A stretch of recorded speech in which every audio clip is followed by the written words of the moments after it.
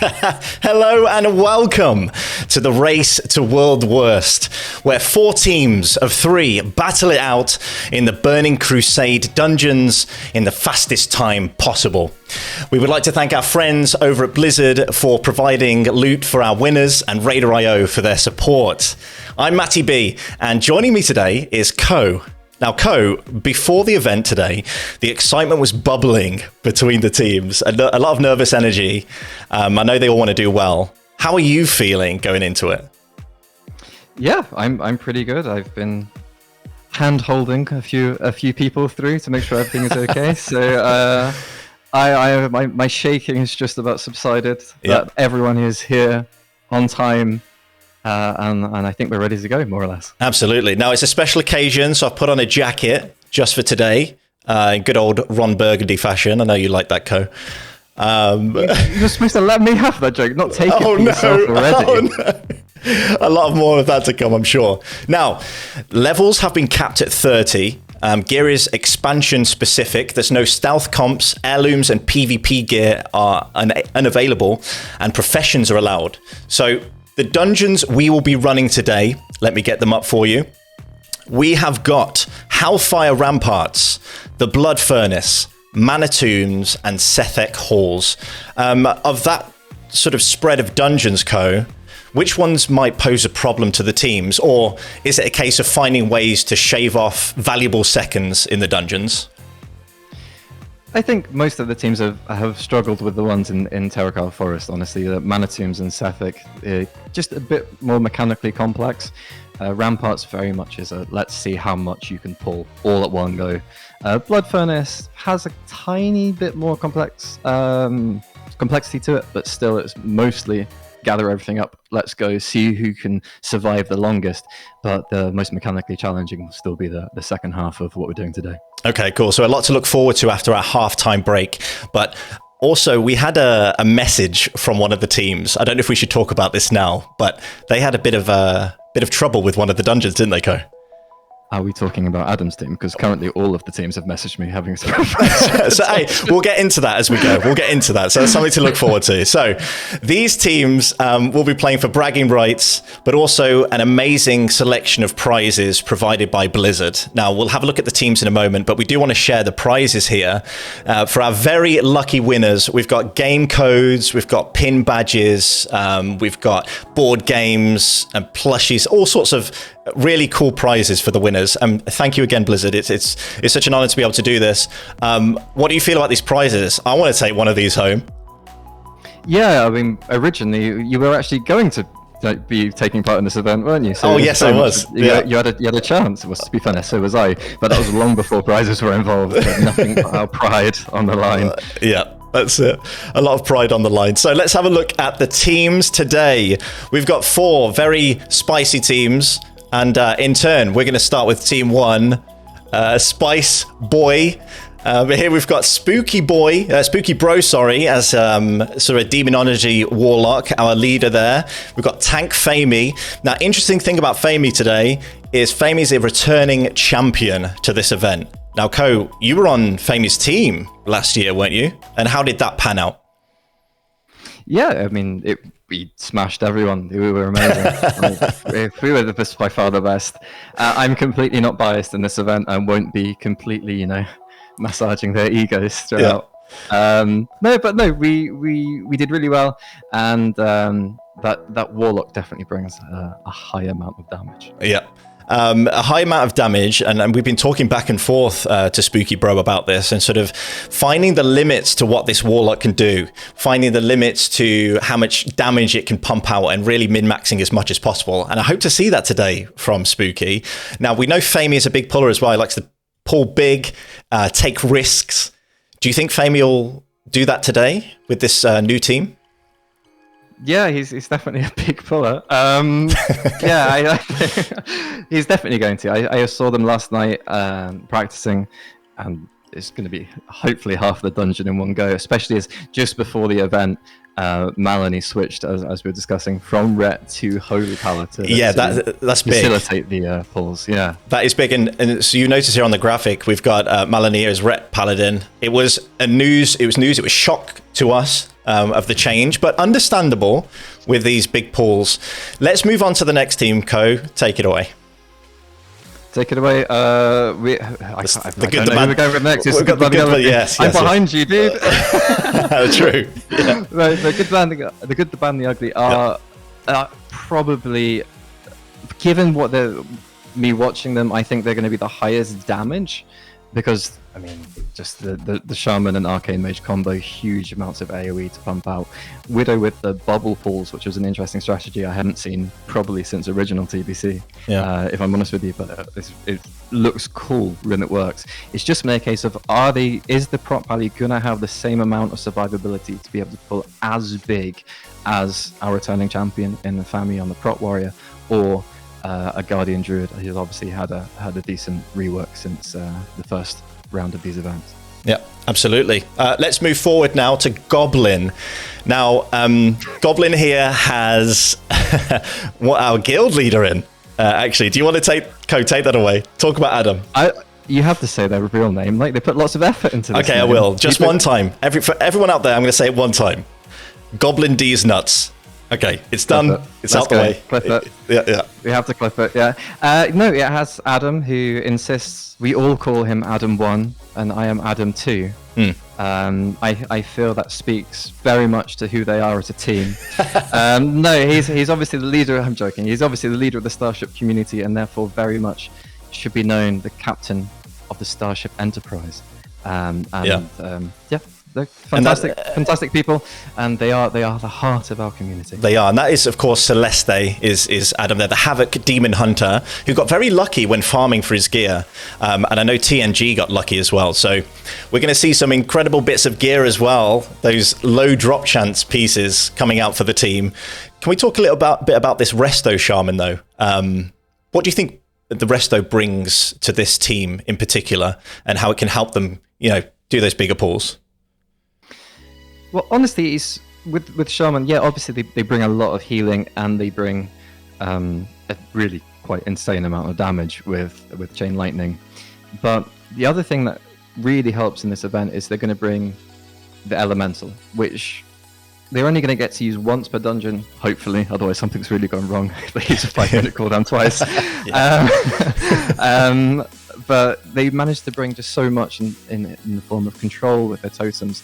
Obviously they can ank, which is allowed, right? So not only do they bring really nice healing, definitely the highest DPS of any healer in the game at this level, they also bring additional little bits and pieces to add on with it in the form of obviously the totems and the elemental. Yep, wonderful. And let's move to our last team. We have got Dead on Arrival. Now, Dead on Arrival also did a stealth switch very late on. We've got Kizza running the Holy Priest, previously Disc.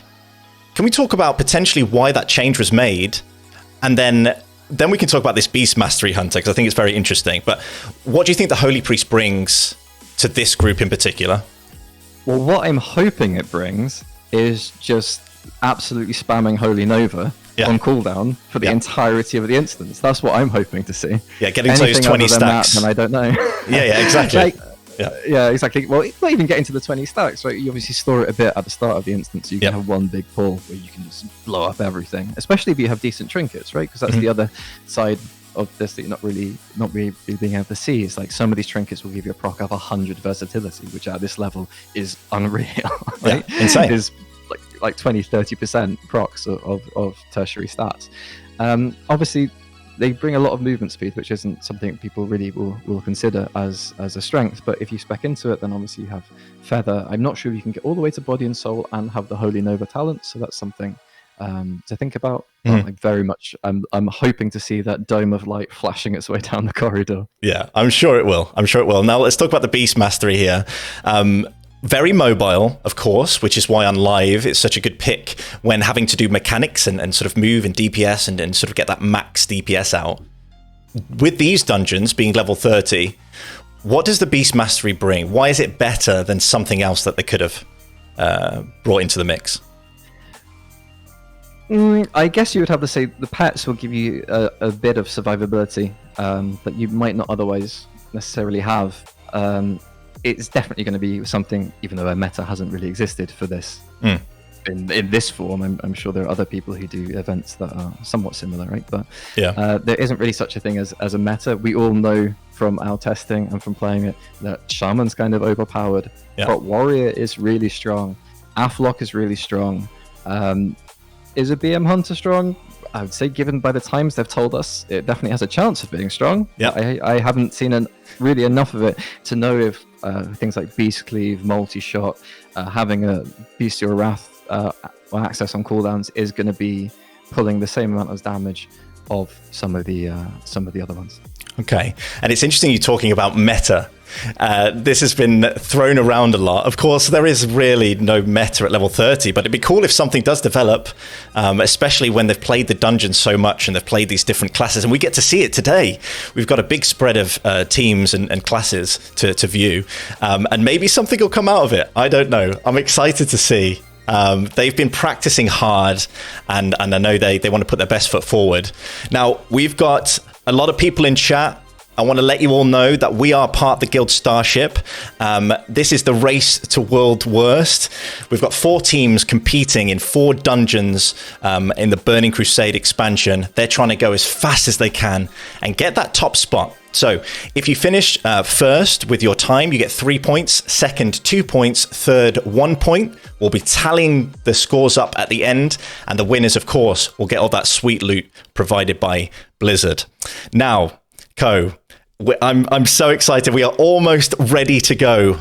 But before we begin, we have something very special to show you all. A curated video from the past. We're going to take you down memory lane. Now, the first dungeon, of course, is the Hellfire Ramparts, one of my favorites. I know we spoke about this before. I loved that era of the game. Some other people played it back then. They also did a guide of how to do it in the best possible way. And let's watch that right now.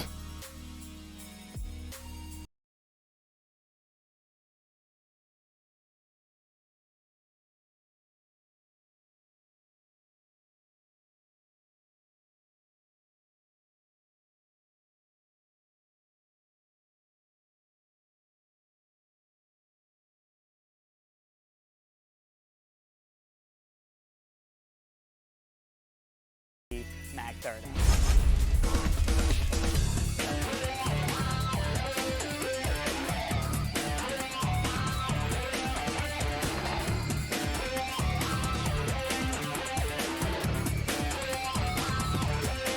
Oh, first green drop of the day. Who wants it?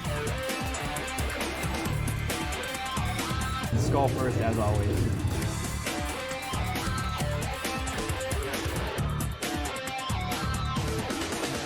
I want to get a shot in.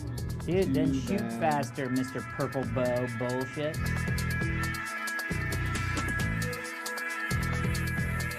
So far, my character doesn't even need to be here.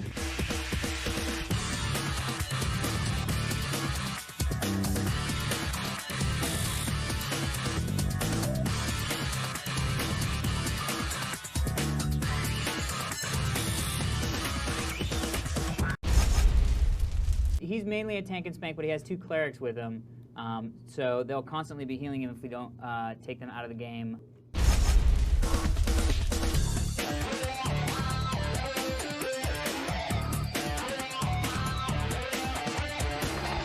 I want those. Passed. Yeah, you got the blue item. Of course you're gonna pass on green. Yeah, I'm full.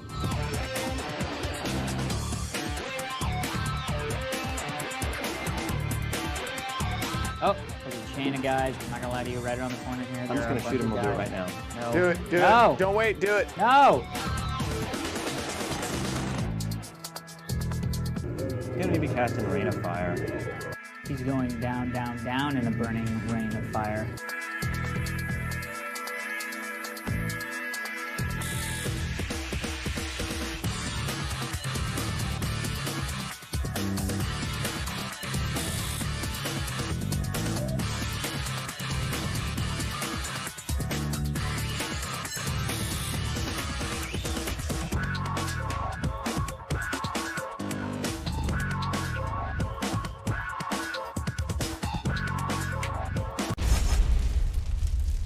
So this is Omar the Unscarred. So he's got a couple things he does. So he summons a bunch of Fellhounds, and Dorkins, our hunter over here, has gladly decided to pop off and destroy those. The other thing that this guy does is he does a debuff on one of our players, which does an AoE burst damage over 12 seconds, is the debuff?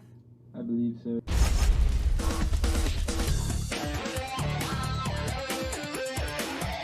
How come there's no female orcs? That's kind of sexist. Female orc is a fork. Not many people know that, but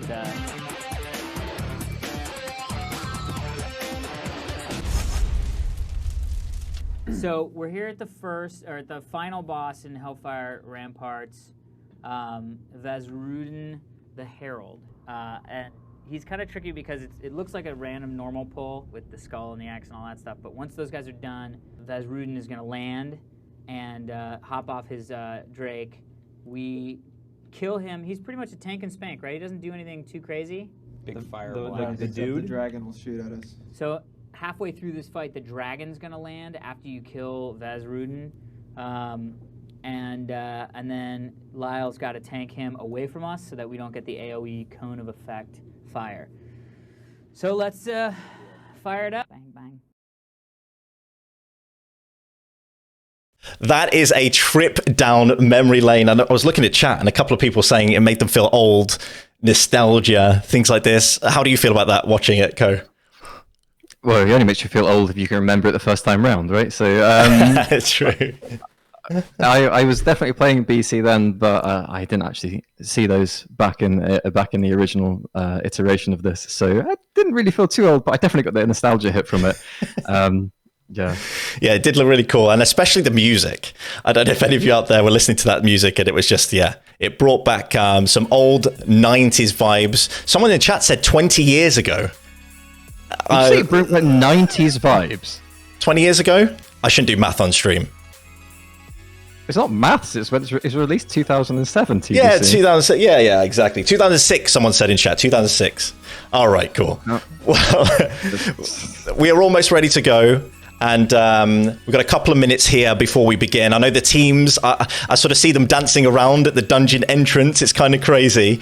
But let's get into this here. This is it. The time is now. The teams are prepared as best they can. The comps are different, but the intensity is the same throughout each team. Buffs have been given, the pets have been summoned, and the clock is about to start. This, ladies and gentlemen, is the race to World Worst. Map 1, Hellfire Ramparts, starts right now. Let's get into it. Okay, we're waiting for them all to zone in, which is No, but this is good to see. So the teams are about to zone in here. Of course, we've got the 4 teams: the good, bad, the ugly, the team Spicy Boy, Dead on Arrival, and I'm going to say Goblin. We've got Goblin. Absolutely Goblin. Absolutely Goblin. Yeah. And of course, they've all got. Doesn't really make it any better. No, it doesn't. But they've all got timers on their screens, so we'll be able to see today what they're running. Very exciting. So, what do you think is going to happen? Are we going to have some mistakes early on? Or are they going to be good to go, do you think? We have to have mistakes early on because, as we were saying previously, that they have 10 lockouts per hour. You probably want to try and get something, use your first one to get as big as possible straight away. Yeah. And that's really, I think, what you have to do. Try and set that marker down. I know we have people off already. Yep. Goblins lagging behind a little, but they're getting prepared, they're getting ready. Of course, we've got the lockout to contend with, so I know a couple of these teams are sort of trying to play around that. Team Spice Boy, big pull to start. Looks like they're all healthy-ish. Famey doing the traditional big pull as he likes to do. Yeah, that's what he has to do. I think at the minute he's going to be considered by far the most aggressive tank out of all of the options of us. So I'm looking forward to seeing how this progresses, but he's going to collect them up, and let's see what happens at the end here. Yeah. As we can see the Warlock trying to keep up with him here. Yeah, Warlock trying to keep up, and I think this is going to be interesting to see what they're going to do here, pulling on to the first boss on this bottom floor. We see the Burning Rush on to try and keep up with Famey here. They have pulled everything into a group. Let's see, Spooky Bro now down to 40% health. Stunned, which is kind of bad, yeah. He's down to Well, here 20% comes the health. Holy Paladin to save him. Holy Paladin comes through clutch here. Now, Spooky Bro still on 10% health. Can he keep alive? It looks good, though. They have weathered the storm, it seems, and they're just on the boss, which, of course, is probably the easiest of doing. I mean, we see this in M+, right? The bosses are normally the easiest ones. The packs are the hard points of the dungeon. Yeah, they're a bit static at the end of killing that boss, probably just to stabilize, try and get a bit more health on this warlock who still hasn't got a heal. Maybe it's punishment for the first part of the dungeon, right? Yeah, who knows? exactly. Yeah, you got to punish that warlock somehow, right? So looking at the rest of the teams here, it looks like the good, the bad, the ugly may have had to have a reset, which understandable. If your run goes terribly, you want to sort of start again, regenerate, recoup, and go on to the next. Well, yeah, it's they didn't even have to be terrible, right? But having seen their runs previously, everything seems to be on this first initial huge pull that they want to do with the bubble. So if they don't get the right rhythm into that, then they're probably just going to get back out, reset, and try again. And we'll see here. Here's the bubble up. So the bubble from Widow. Widow's down to, pop back up to about 85% HP here, using cooldowns well, rotating through. Going to bring the mobs all the way back to the team. Now, we talked about this in practice as well. This run back to the Shaman and the Mage seems quite far. Could they have used some... Yeah, they could have, as I think you were about to say anyway. I didn't mean to jump in front of you. Oh, that's fine. Anyway, they could actually just go to the other end of the bridge and wait for them to come back there. That's another natural line of sight, or even just further up to where the wall initially just kinks round to the right. But and here's Widow down to 20% HP. We see here that the mobs are dying, but very slowly. The CC did come out very early. The Cap Totem did help at the beginning when the Paladin got stunned. We saw that. But it looks like they've weathered the storm, Co. Well, they've done pretty well. It was a bit... Oh, no, there's a death. He's gone back in, though. Thankfully, he was next to the entrance, so he manages to get away with that one. Oh, my goodness. But we have someone on the final boss already. Yeah, we do. We have Dead on Arrival. Sorry, we have Team Spice Boy. And Dead on Arrival. Dead on Arrival. Dead on Arrival, of course, yeah. Boss. On the last boss. Now, this seems to be a pretty decent run. Looking at the time here, we're on 3 minutes, 29 seconds. Looking good for a first pass. Well, if they manage to do it sub 4 minutes, then you've got to say that they're going to be favourites to win the initial map, because I had no one outside of this event has managed to do sub 4 minutes. So if they manage to do that first pull, then they might have quite a long break. Now, Code, this is a message for you. Do you think that some of these teams have hidden runs from us, hidden times from us, to come up with some extraordinary plays here live? I have had my fingers in all of the pies. I don't think they could have hidden anything from me if they tried. I was watching pretty much every practice run. I mean, if they do, I will be incredibly impressed, because not only is that showing initiative on the actual run, but it's also being very stealthy. Very, very stealthy. And as we saw, the Disc Priest in Kizza swapped over to Holy very last minute, and it seems to have paid off. We see that Holy Nova coming through big, and I think we'll watch their next run and see how they use it. But looking over at Team Spice Boy, they seem to be... they've completed it. They've completed it. Wonderful. And the times will be coming in very shortly. Yeah, I've got a time from Dead on Arrival of 4:17 for that run. Okay, 4:17. Team Spice Boys will come through very soon. Looking at the other two teams, Goblin is on the last boss as well. They were a 4:37 though, which is 37 seconds actually longer than their time. We actually see Widow is stuck in the wall. Oh no, this is insane. Let's go toward the good, the bad, the ugly here. Widow stuck. Yeah. There he is. He's managed to find a spot where... To be fair, I think if you find a stuck spot, you can log out and it will port you back, or he has other two people in the dungeon, they can run out and summon him back to the start. But we'll see how they're going to get around doing this. They're trying to figure it out. They've reset their timer here. I think they're a bit confused. Very interesting here. I mean, the drama doesn't stop, it seems. Something has to happen like this. It's probably the only time this ever happened to them, and it just happens now. Yeah. As well, right? That would be the way of it. That's the way of it. Now, we mentioned Dead on Arrival here, and their really fast run. I'm very curious to see what they've done here. So I'm going to have a look at this Holy Priest. Looks like the damage is pretty big. Let's see if it's the Holy Nova. It is. There's another Holy Nova coming out there as they move further down the corridor. That's it. The fear does come out, but it's okay. Beast Mastery looks all right here. The movement's pretty good. And they're going to continue down the corridor toward the boss. But look at that damage from the Holy Priest. It's absolutely absurd. It's just like watching a human flashbang, isn't it, really? Exactly, yeah. Just running down, everything gets absolutely... What's the stream word I can use? The PG version. Yeah, exactly. Yeah, but yeah, see, as they run down the corridor here, they are pulling everything in. That Holy Nova is going to clear up most of it as they go toward the boss. Let's see if they pull the boss in here to the pack. It looks like they will. I don't know if they did that on purpose, but they have. And the boss is pulled here. Holy Priest is doing a lot of damage, but that Beast Mastery Hunter comes in clutch now with the boss. Although you say that and look at the damage spike that just happened again. It's absurd. That's it. It's those stacks building. But again, it looks like a fast time by Dead on Arrival. Let's go back to this split view here to see what's happening.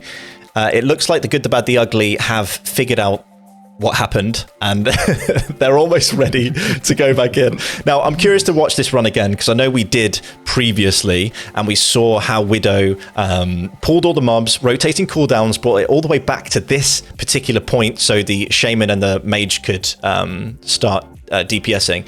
Let's see if they do the same thing again. So we've got that pull all the way through, down the corridor, taking... Maybe they've been listening. Maybe they've been listening to you, and we're going to have some live coaching going. Oh, maybe there was a blind. I'd never seen him use, but that's actually a first. I haven't seen him use that before. Oh my goodness, the toxicity already. So Widow down to 50% HP here, pulling the last mobs of the corridor, going back towards its team. 40% HP now. Looks pretty good though. Seems to get a good clearance away from the mobs. Hopefully not getting feared, as we saw on the run up there. The evade has come in though, which is kind of weird. Down to 40% still. Widow's looking good. Stunned, unfortunate. Oh, no. Let's see when the damage comes out. Widow's going, and he is dead. Dear. Oh my goodness. Widow has been baked, and it looks like they're going to have to reset again.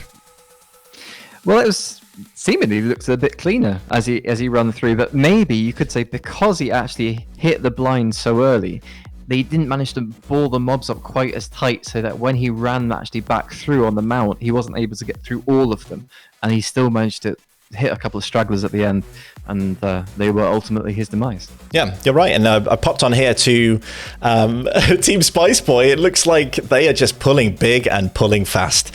The fear has come out again on Spooky Bro. He's having a bit of a tricky time here, trying to keep up with Fami, but trying his best.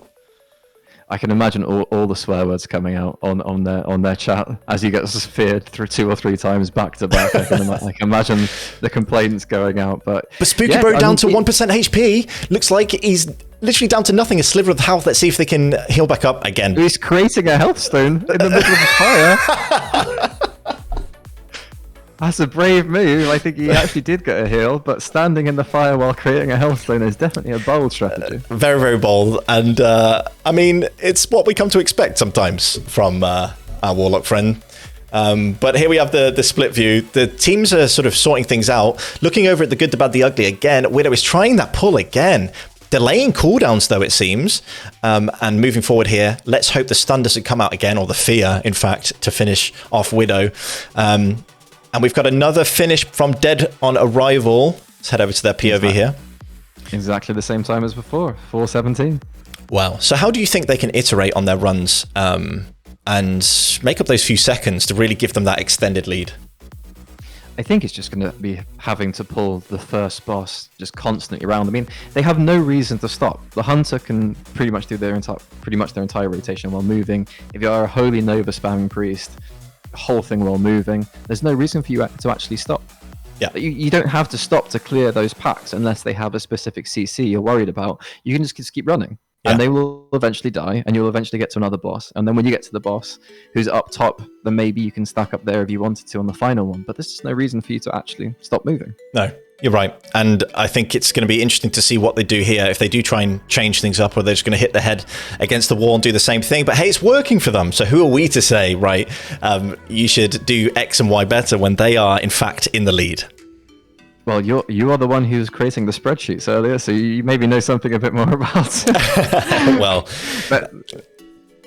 but Goblin with the 426, which is 11 seconds off their previous, so they're catching up with Dead on Arrival, but we still don't have a.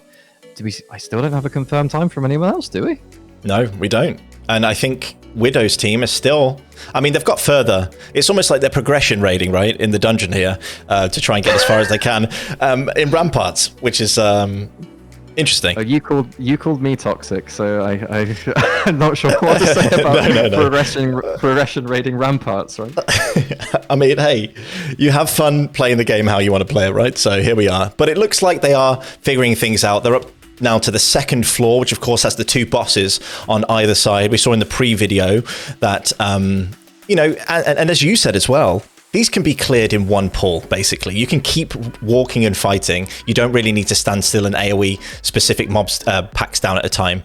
So here I think they're losing a few seconds by not pulling the full room, but... Yeah. No, I absolutely 100% agree with you. It's, with the good, the bad, and the ugly, again, they have...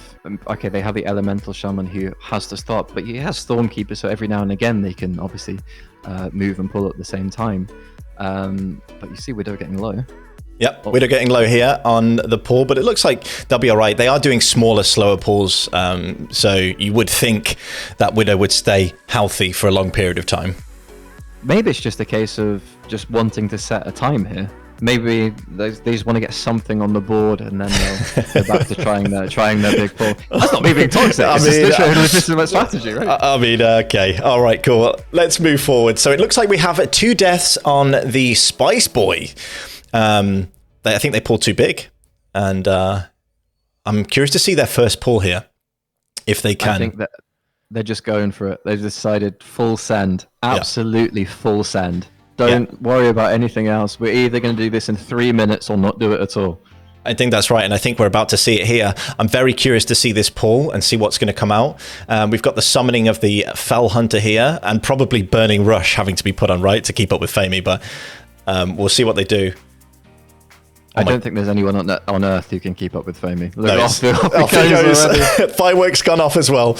Right, on forwards, we've got the Burning Rush coming through by Spooky Bro as Famey pulls forward. It looks like they are running together, which I think is probably a better strat, but they need to find a safe spot here so they can start DPSing and not pull aggro, which I think happened before, which is why there was such an issue. Spooky Bro got a little bit of a heal there. Here comes the Shadow Fury. The DPS is going to start ticking through now.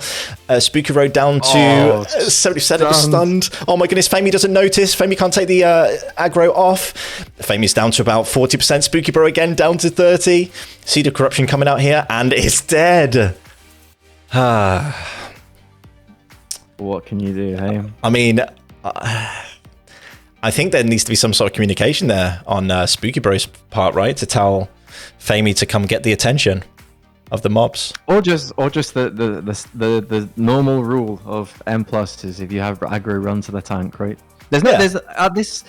Because, I mean, in original TBC, okay, maybe you could say, well, I'm going to fear it and all of this sort of stuff, right? But in this version of the game in retail, where the tanks just have so much aggro, there's nothing really stopping you from just sitting on top of your tank.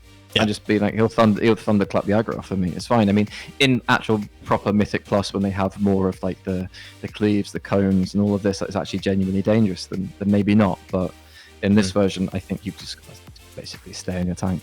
As we get another time, by the way, the good, the bad, and the ugly got a 420, and I was kind of saying that maybe they're doing a slower run, but 420 was 4 seconds faster than they'd ever done before. So. Oh wow.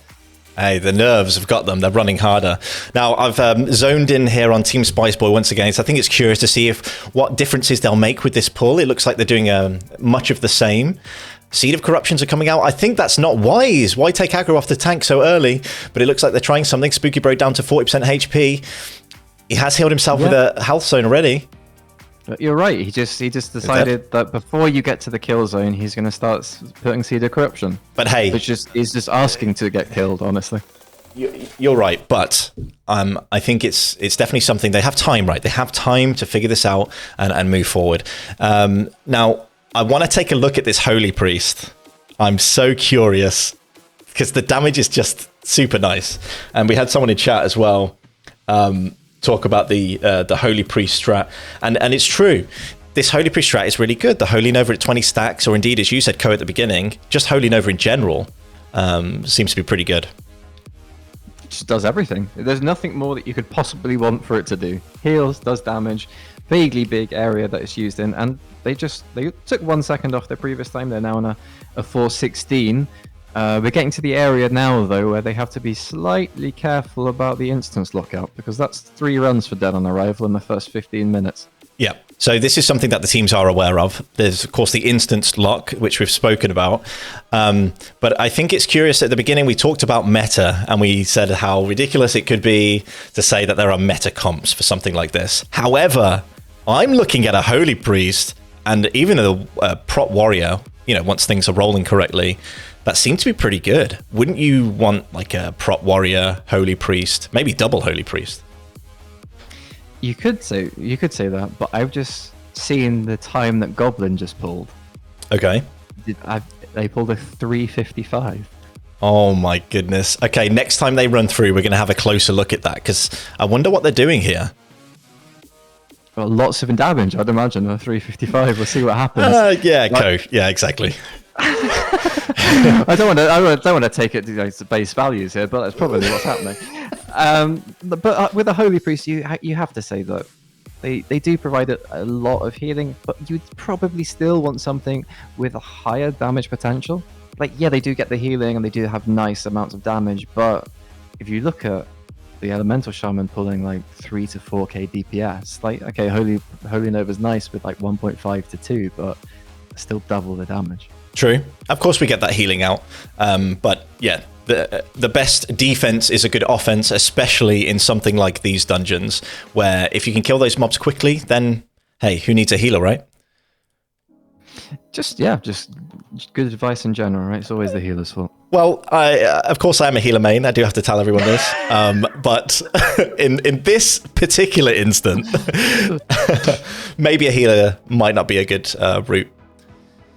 Yeah, I think you basically want something with an off heal, and if you have DPS who are able just to take a breath, calm themselves, not hit everything too early, then you can have a good run, because you should only, in the ideal world, only have to heal the tank, right? Which is why some shaman with Earth Shield is pretty much just amazing, as long as you have a tank who's rotating through their cooldowns.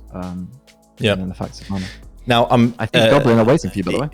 They're waiting, yeah. I mean, I was going to zoom in on them and mention about the lockout again, and it looks like maybe they're playing toward that. They've hit a really good time. Was it 355? Yeah, 355. And once again, to remind everyone, 10 lockouts or 10 instances per hour. They have they have half an hour in Ramparts, then a mini break of 5 minutes and half an hour in Blood Furnace, 15-minute break, and the same in 2 others. So you really got to strategize slightly here when you get to the stage where, like some other people are doing, you just spam resetting.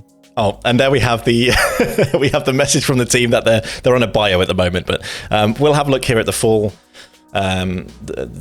teams here. Spooky Bro again. 10% HP. I'm very confused at what's happening there, but it looks like they're getting through it just about. Well, I mean, you said about progression rating, and I think this is the furthest we've seen them. Okay. But hey, it's one of those dungeons, I think, where even we've seen pulls like this and we're kind of memeing a little bit, but they could potentially pull something out the bag later in the half an hour. Now, they've got a good 12 minutes left. One good run. You're absolutely right. This is the I guess dichotomy is the right word, of having a tank who pulls this aggressive. If you can have people who are able to follow up and really deal with what the tank's doing, you're going to set an insane time. Yeah.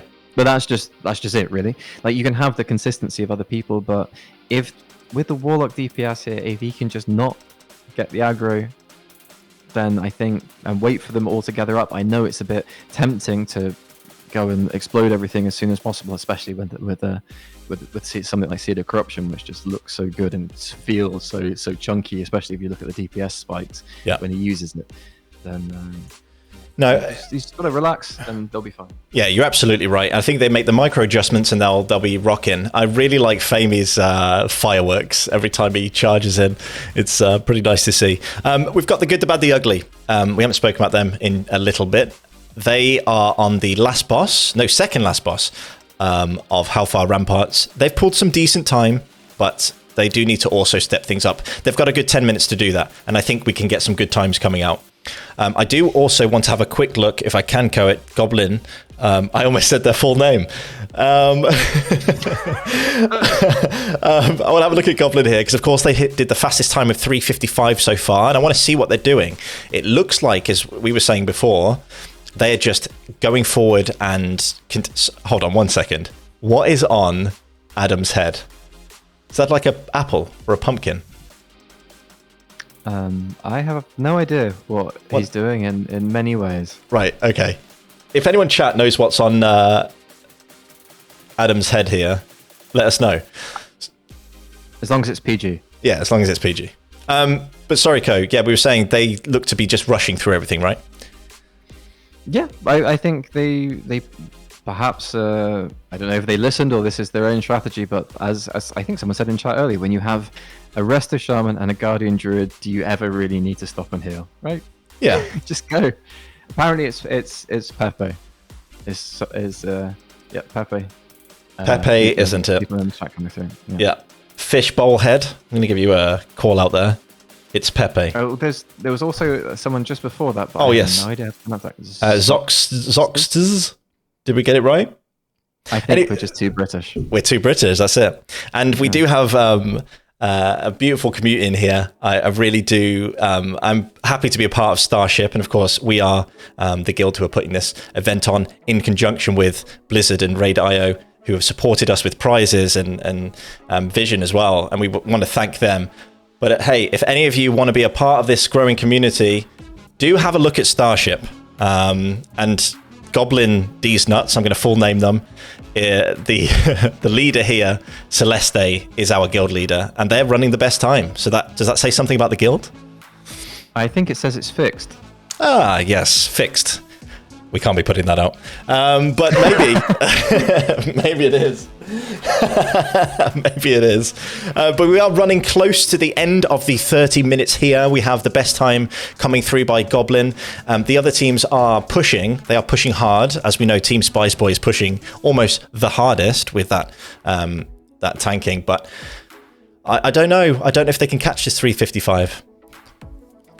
At this, well, it's going to be very difficult for anyone to catch that 355, but I think they just have to be looking at getting the fastest time so far is 355, followed by a 420, followed by a 416. You kind of want to be looking at 410. I think that's infinitely possible.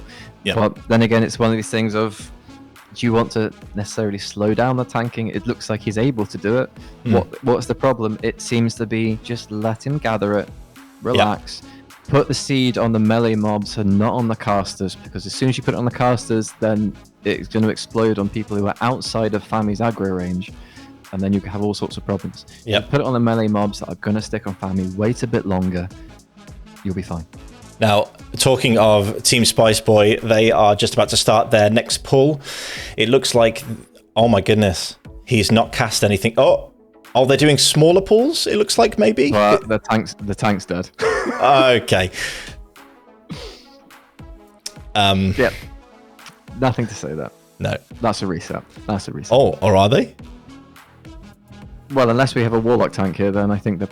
Oh? No? I have no idea. This is the point of casting where you get to and you just go, I have no idea. No, I have no idea what I'm watching. No. Yep, Holy Two-Shot from the chat. Exactly, Holy Two-Shot. And there we go, Spooky Bro down again with another slap to the face by these mobs. I think they should reset. Yeah, I just tunneling back in is probably not going to be the best strategy for a fast time. But at the minute, I have to say they are still looking for a time. I don't mean that to sound toxic. It's just literal. They are the ones who have not yet. They haven't sent me a time if they have completed. Put it that way. But hey, someone said in chat, might be saving the reset for the next dungeon. Okay. So, Team Spice Boy. This is probably the last run they're going to be able to do here. I hope they're going to give us a good time. Fingers crossed. Here we go. Let's have a look. Okay, on they go. There goes again. So we've got Team Spice Boy Famey going ahead here. We've got the Burning Rush on the Warlock going forward. We've got Maloney on the Horse going as fast as they can to keep up with the tank. It looks like they are stacking on the tank. Let's see if he casts early. Early is probably not the best here, as we've learned from before. He's already got that mob on him. Now it's difficult. Spooky Bro is down to 90%. Looks like aggro has been taken off him, though. Famey is holding on tight, though, and the damage is starting to roll from Spooky Bro, but it looks like aggro has been ripped off. No? But he's managed. This is the look at the damage. Look Like, this is the thing with Seed. If you can get one or two actually off, and this is, you really need to hit that Seed on the target of the tank, because the more damage done to the target with Seed, the quicker it explodes. The quicker it explodes, the quicker you can get the next one off. So the worst thing you can do is overwrite the first one, and you just lose all of that damage. Whereas if you can hit it into your target, it explodes instantly, and you can just keep spamming it, and then you can get the really high numbers. Yeah. But this looks kind of scary. Spooky Bro, of course, with that Burning Rush is going to be taking damage. He goes down. Ooh. Well, yeah, he's chosen to run back rather than get combat res. Maybe combat res was already used, but you got to hope that the rest of them stay up. As that's another death. That's Melanie down. And we are coming into the last 5 minutes. Everyone who is watching at home, if you are new to the stream today, we are doing a speed run of the Burning Crusade dungeons. We've got 4 teams here, and I'll show you them now. We've got Team Spicy Boy, who are watching. We've got the Good, the Bad, the Ugly, Dead on Arrival, and Goblin. I won't fall. Okay, Goblin D's nuts. They are all trying to go as fast as they can in these dungeons, and we've already got a time of 3:55 by Goblin. I think we've got to look at that. We've got to look at Dead on Arrival, because Good, Bad, and Ugly have stopped. Goblin have the best time. Spice Boy can't complete. Dead on Arrival have to be pushing for this first spot now. They're going to have to take a risk here, because they need to catch up with 20 seconds, more or less. They take a risk, and we've got that Holy Priest on here as well, and the Beast Mastery Hunter. Let's see if they can push. They need to push up this bridge real quick. Maybe they take the boss with them. Well, the boss is already dead, but yeah, it does look like they're just stopping. It's another couple of seconds. Every single time that you do that, it's a couple of seconds. It doesn't look like much, but added up over the whole course of this instance, a couple of seconds here, a couple of seconds there, and then before you know it. Yeah, exactly. Yeah. And here they are. We're at 1 minute 50, and we're going on to the top floor here with the 2 bosses left. Maybe they do something like a split. Maybe they split 1 DPS to go and kill one of the bosses whilst they kill the other boss. Let's see what happens. It looks like they are both going to the right, or going to the right.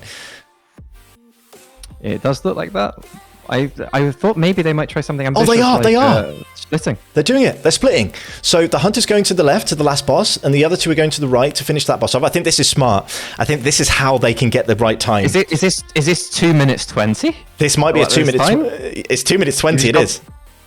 They've got to keep going. They should have. You remember we were talking about this with the other group. You have to send 2 people to this boss. Yeah, you have to. Both those mobs have to go down before the boss lands. Sending one person this way is kind of just a waste of time. And you're right in chat, big brain strats, but maybe the brain wasn't big enough for this one. They have taken down the last 2 mobs as the boss enters the field, but is it enough? We're to 2 minutes 46 seconds. Oh my goodness, they've got 1 minute to try and kill both bosses. It looks pretty good though.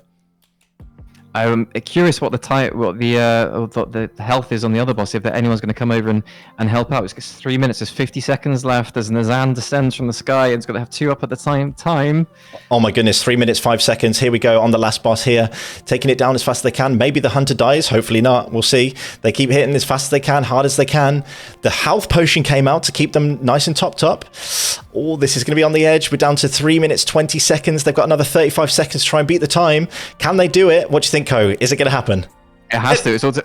Oh, the other one's gone down. So The it's other's all gone on down. this. If you could do it quickly. 10% health. They've got about 25 seconds here to kill the last bit, and they've done it. That's a 330. Dead on arrival. What oh a time. my goodness, that's insane. They needed the strat on the last pull, and they did it. They did it. 40 seconds off their time previously. I don't know if they're watching the other streams and thought, oh, split shot, that looks kind of cool idea, and just went for it as the very last one. The very last one. Oh my goodness. The size of a certain part of their anatomy. Okay, moving forward, we are down to the last minute here. And I think we've got the biggest time recorded. No one else can finish, right? Yep. No. Everyone else is done. Everyone else is waiting. I think this would be a good. This would be a fantastic point to once again reiterate the thanks to Blizzard and RaiderIO, and also to mention if you are looking to join our community, then more events like this are going to be scheduled. If this is something you're interested in, the old world stuff, level 30 stuff, PvP, PvE, possibly even raids, we have fantastic ideas coming up for even Mythic Plus. We have community raids led by Zippy in chat there, who can take you through and carry you. Yeah, essentially. So if you want to join, I'm sure we can find out a way to possibly link the Discord in chat. Would be fantastic, and get you part of this community and get you locked in to be part of our future. Exactly. And there we have it. That's the first dungeon down. We have done Hellfire Ramparts, and we've got many more to go. That was a wonderful display of, things going right, things going wrong, changes that were made to actually get the win out there and take those 3 golden points into the next couple of maps. But for us, we're going to take a 5-minute break. Everyone, go grab yourself a coffee, go grab a glass of water, a beer, whatever, and we'll be back in just 5 minutes.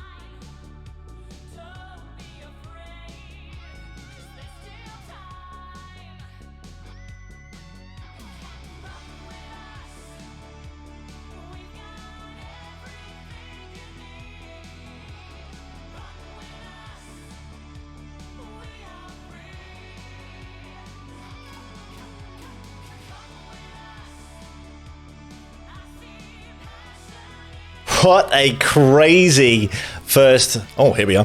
What a crazy first map we had.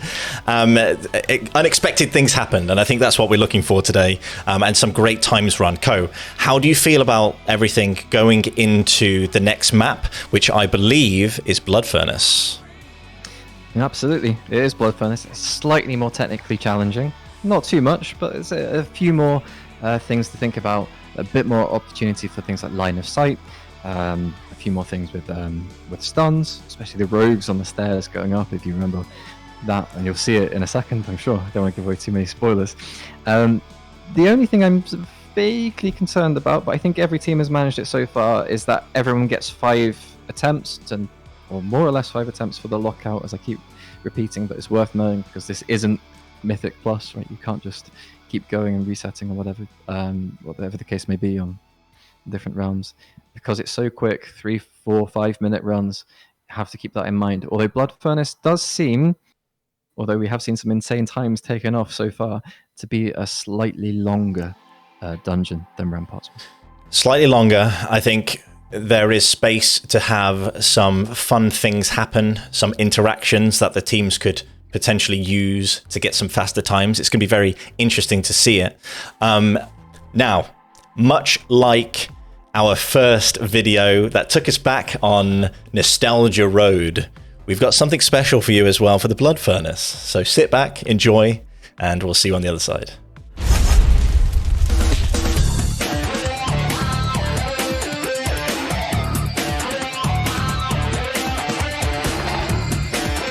Finishes out. I got him. I mean, I'll pick him up right now. No, we're not. Too bad. Now we got to wait. That's awesome. That's right. Well, why don't we just pull the next one and I'll enslave the next one. Oh yeah, let's do it.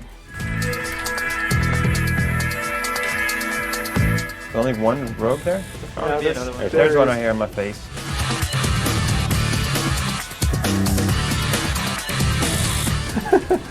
Hello, Mr. Imp. I love that he's like your friend now. Oh, good night, moon. Ooh.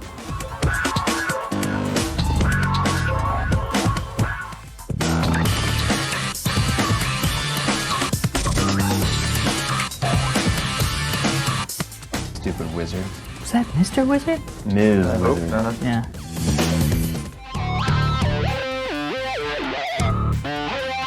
What are we doing here? Going? X is now a skull? Is what?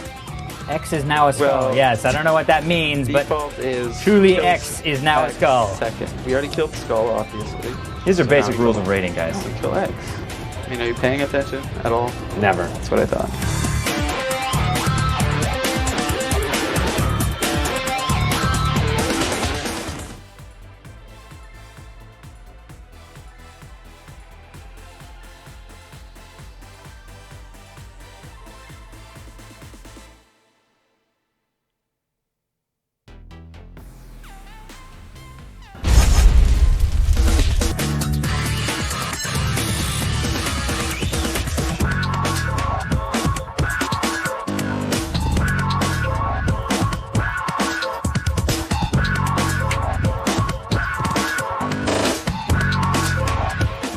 Wow, nice. What's that? That little fight right there with that guy was different. Everybody was sort of doing different threat and damage. Did you guys notice that? No, I don't No. really look at Omen. I just wait for my screen to yell at me and then I Yeah, stop we're for that. active participants. We're not looking at. No, I'm looking for who's going over and who's screwing things up. He's like, oh, bro, Specifically I me. don't Like even, you. I don't even do that. Oh, it's happening. But, What's going on? Your girl went in and started that fight. That is oh, awesome. that's sad. I'm sorry. Okay. Can't target them though until. Not that bad. Reality check did not happen. Perfect.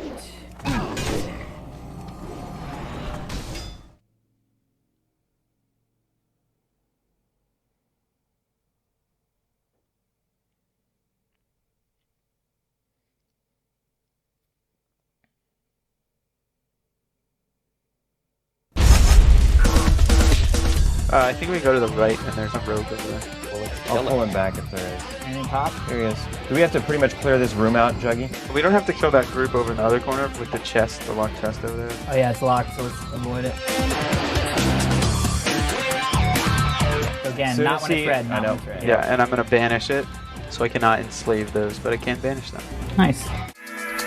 Oh! Pain death, pain death. Oh! You're dead.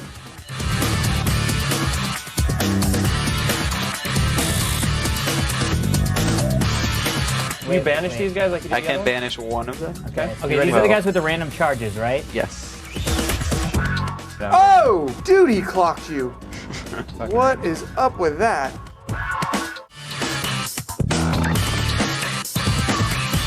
Oh, he is pissed.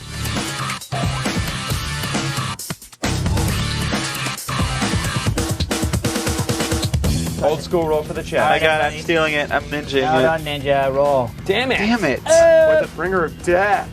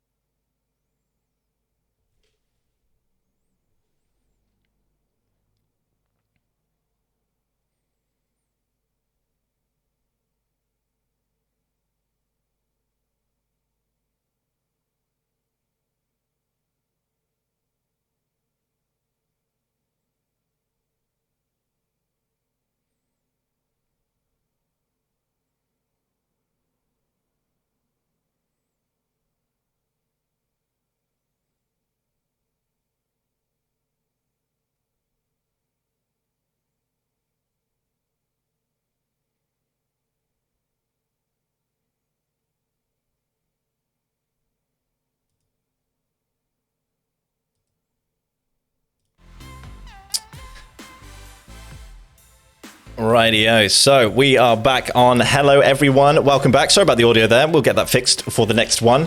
Now, Co, again, nostalgia. That dungeon is longer, though. So how do you think these teams are going to fare in there? And are we going to get someone who doesn't finish the dungeon again? I think this time you'll more or less you'll learn your lesson. But because it's that bit longer, you have a bit more room to say, you know what, let's just finish. Let's set a time. Don't worry about resetting. Someone else might make a bit of a mistake. And obviously, as you know, these things can be a bit stressful for people. Like to be analyzed by two people as toxic and hateful as us. Live on stream, right? So, yeah, you never know what's going to happen. You may as well just get a time straight away and then see what happens from there. Exactly. And here we do want to mention that on our Discord, we are doing a giveaway, I believe, and we're giving away 3 Steam Scale Incinerators, which is very, very exciting. All you have to do is head on over to the Discord, go to the giveaway channel, and then click on the emoji, and you can enter the giveaway. And I think that's a really cool thing that we're able to do for the community, and super simple to enter, so we hope to see you over there. Now, we are ready to get into the next map. Co, if you want to let the teams know, the Blood Furnace. I'm excited to see what the teams are going to come up with. And yep, let's get into it here, and let's see what they are up to. Probably buffing up, getting ready. And yeah, well, it's examining the map by the look of things. Right? yeah, making sure they know where they're going. Exactly. So, Holy Priest, again, we know the big damage is coming out from there. But of course, we've got the good, the bad, the ugly heading off first. Widow, let's take a look at their run over here. Okay, so we've got a bit of a slower pull, to be honest. They didn't pull the full room, which I think is interesting. And they are going up the stairs. Of course, we've got those invisible units up the stairs. Widow will go and find them and take them.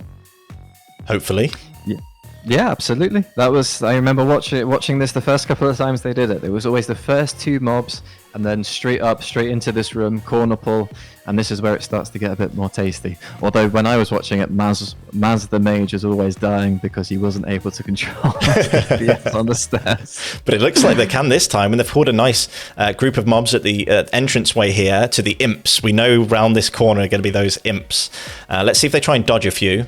They have dodged the pack on the right, which is pretty good. Yeah, they used to be a lot more dangerous back in the day. You really had to be a bit careful. Like, you wouldn't be able to just face tank 3 or 4 of them blasting you in the face, for want of a better phrase. But it looks like they're actually going to go for something a bit even crazier. Yeah, they are. And it looks like we may see some line of sight from Widow, or just going to stand in the middle of nowhere. Oh, we see the blinding light coming through. I think that's the second time we've seen it used in a couple of runs. Yeah, although someone's pulled aggro at the back. I think it was maybe Maz, so he's getting beaten on by a few of them, but now they've been picked up. The stun is pretty nasty, but countered by the capacitor totem. This is quite good play. Yeah, good play. And we had that ice block come out from Mez, which is pretty good. Get that aggro ripped off. Looks like they're going to enter the first room here, where the boss is lurking down the end. But of course, the bombs here are really, really big. They need to dodge them as best they can. They go straight to the boss. I think this is good. Yeah, absolutely, but once again, as is a bit low. You don't want to accidentally trigger one of those. Okay, Mez down to 10% HP, Widow down to 20% HP. Let's see if they can hold on. Widow trying to heal himself. And we've got Mez here, still very low, but it looks like aggro has been taken off. We've got the Shaman as well on 50% HP. It looks like they're hanging on, though. They will kill the boss, and I think they managed it. So, This is the next one. This is the most dangerous pull. This corridor is the one. This is going to make or break your run as fast or not.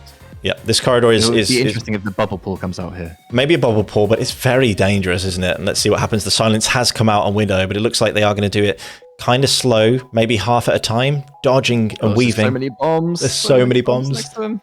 Oh my goodness. Stunned as well. But they're okay.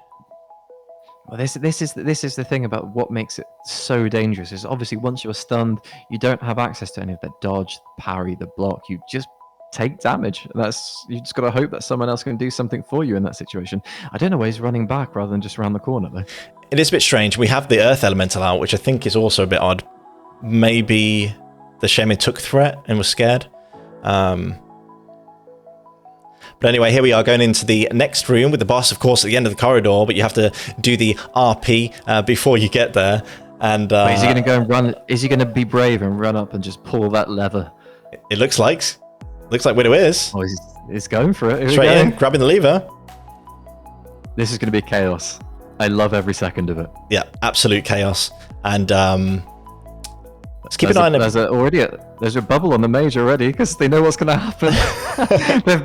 they've done this before. To be honest, that Earth Elemental stayed around long enough to give them a good hand too. So pretty good. So it looks like the good, the bad, the ugly have a good start. Let's have a quick look at the other teams. We've got the Spicy Boys. They have killed that first boss and they're going into the scary corridor, as we've called it. I wonder if Femi will try and pull that full corridor. Well, you see him launch himself halfway up of it, so I think that gives you a clue of what's going to happen here. Absolutely.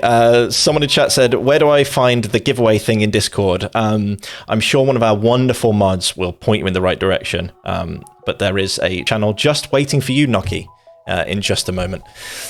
Right, here we have a look here. They're on the second boss and they've killed it. Let's see if they pull that mob to the left. It looks like they'll take it. The mob behind as well. Yeah, I'm kind of interested because Dead on Arrival started a bit further. I'm looking maybe in a different direction, but Dead on Arrival started slightly behind Goblin, and they're actually, I think they've triggered the boss earlier. They have. Interesting. Well, so they're on the boss now. And they've taken it around that corner. I'm really interested in what you were saying though about the priest in that corridor. I wonder if a holy priest just enables you just to ignore mechanics, just literally just like go the whole way and just spam those holy novas. Although good, the bad, and the ugly are now miles ahead. They are. So they're on 5 minutes here, running into down this corridor. Let's look at the times as well. Dead on Arrival seem a little behind. But of course, this is a first run, right? And we may not see the best times. Probably, I think third or fourth pull. We'll get the good times coming through. Yeah, absolutely. I think most people were concentrating on the first one, the ramparts, getting that into your spinal cord, as we say. So it's all just, based on mechanical memory. It's all in your nerves, and then maybe going over to something like Sethic and Manatombs, where it was actually harder, as we were saying earlier, harder mechanically to get things right. And I think that's where the majority of people's focus was, and that's probably why this one has taken a spot of being not quite as well practiced as maybe some teams would have desired. But it's an interesting strategy if you think about it for next time, of maybe you take people's least favorite and you practice that more and try and guarantee yourself 3 points. As Good, Bad, and the Ugly finalized the time as 550. 550. Definitely something to work on here. We've got Dead on Arrival coming in close behind, probably looking at a 625, something like that. Maybe a bit less. It's a 612, which actually, funnily enough, is 18 seconds faster than their previous time set before this race today. And also, Good, Bad, and the Ugly also had roughly the same sort of time taken off, although Goblin just got a 546, which is the fastest out of anyone yet. Now, if you are watching the Race the World Worst today and you're thinking, I'd like to be a part of something like this, the Starship community, we are planning on doing many, many more events like this and others as well, to include all sorts of players from across World of Warcraft. So do get onto the Discord. In chat, we had Zippy there. Just let someone know where the giveaway is. We are giving away some stuff in the Discord, so do get a part just of to that. find something out, it seems like Family's gone so fast, he's locked the rest of his team out the boss room. we need to zoom in on this. He's just soloing it. He's decided he's had enough. No one else is fast enough. He's going to solo this entire place. Oh my goodness, this is too good. He's done it as well. Fair play to him. That is wild. But now they know for next time they will be locked out if they do that. Well, I mean, maybe they can just sit outside and let Family complete it. This way. Now, Ko, if you were playing today, what class and race would you play and why? I would probably just stick with what I knew, which would be the Aflock from playing the first season of this event, because if you can just, as we were saying before, relax, wait for that pack to really truly gather up, and then start with Cedar Corruption spam, making sure that you've dotted things up along the way, like the right mobs, so you're not ripping aggro off of casters who aren't getting hit. Build up those soul shards, and so you can just through all of the 5 Cedar Corruptions from the soul shards, and you're still generating as these go off, so you probably get 7 or 8 of them into a big pack, if you even need that much. Then you pretty much just kill them in 2 or 3, essentially 2 or 3 GCDs, right? Which is far quicker than anything else in the game is going to be able to kill stuff. But you have to just have that discipline. Even if you look at things like, it's not that hard, it's really quite difficult, because even if you look at games like CSGO, like around shooting, trigger discipline is still a skill. Yeah. No, you're right. And I think we will see the discipline come through even more. But here we have Widow down to 20% HP, but got himself back up to full HP. Thank goodness. They're about to die. But I'm going to chat here. We've got a couple of people talking about comps that they would run. We've got Zippy saying all monk team would be pretty disgusting. I think that could be, pretty insane as well. Mobility as well would be crazy. We've got Ori saying triple Holy Priest spam. Now, Ori, I'm completely with you. As a healer main, I would love to see that. But of course, Ko makes one of you. Ko mega aggression. Yeah. Okay. All right. Maybe that's what we'll run next time. I think it sounds like a fantastic idea, but you just don't have the. I mean, it just stops after you get the 20 stacks. You hit it once. That's your big burst done. Yeah. But is that enough? But we'll run the spreadsheet, right? And we'll see if 3 holy Novas. Absolutely. After this, we'll be spreadsheeting all night long. Yeah, exactly. But here we have the Corridor of Death with a Dead on Arrival, an apt name for them. Going down the corridor here with that Holy Priest, it looks like it's working pretty well. The bombs haven't been an issue for them. Looks pretty good. So they're doing it as they go. They're not really grouping everything up, which I think could be a mistake. I wonder if they're going to do the strategy that they seem to do on Ramparts of just saving everything to the last run, to last pull, throwing it just for stream excitement, right? Yeah. Just to get us all the blood pumping around our veins a tiny bit faster. Yeah, and I hope so. But they are still doing pretty well. At the minute, the best time we have is 5:50, I believe. 5:46. 5:46.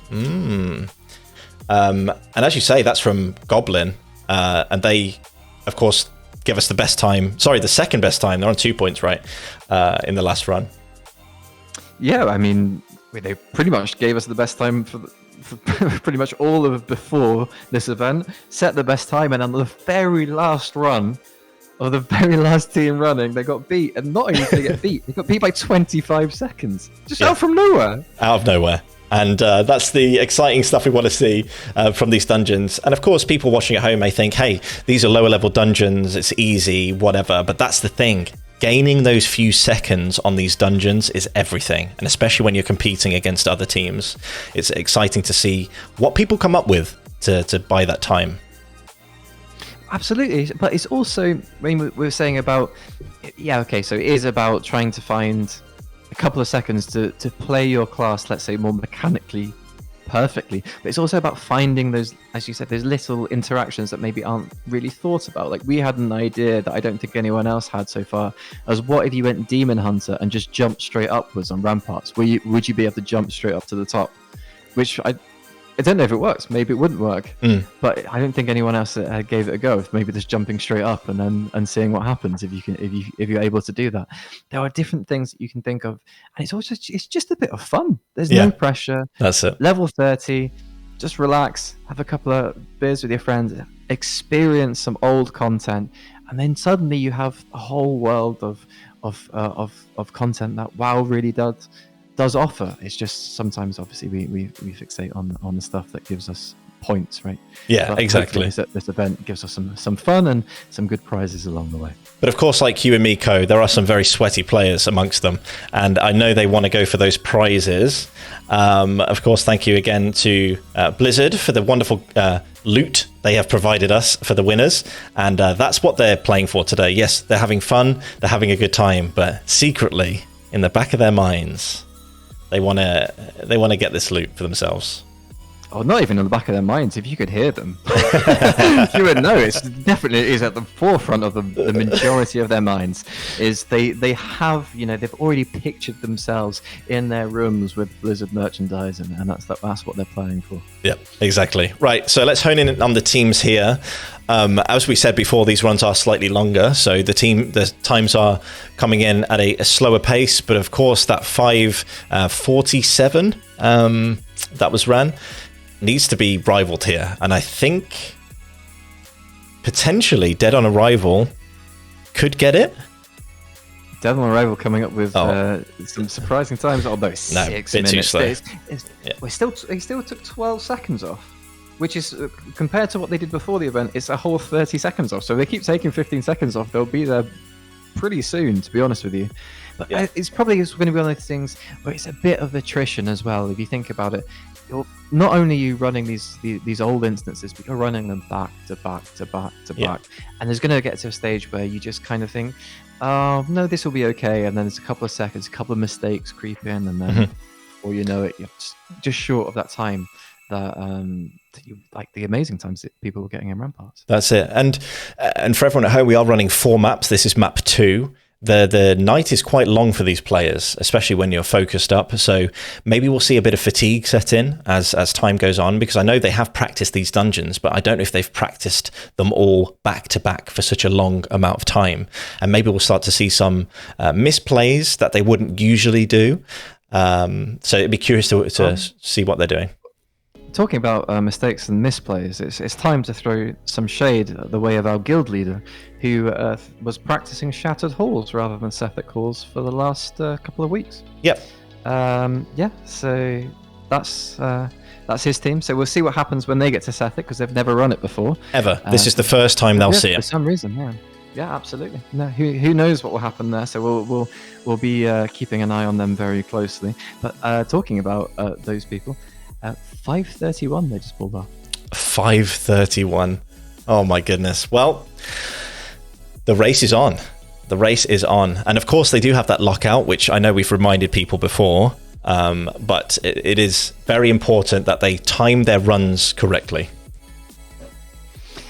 Well, you better hope that they have. There's nothing worse than if you get like on a real roll and you can feel that run is there, it's there, next one, and then you go in, you've entered too many instances. Like, no.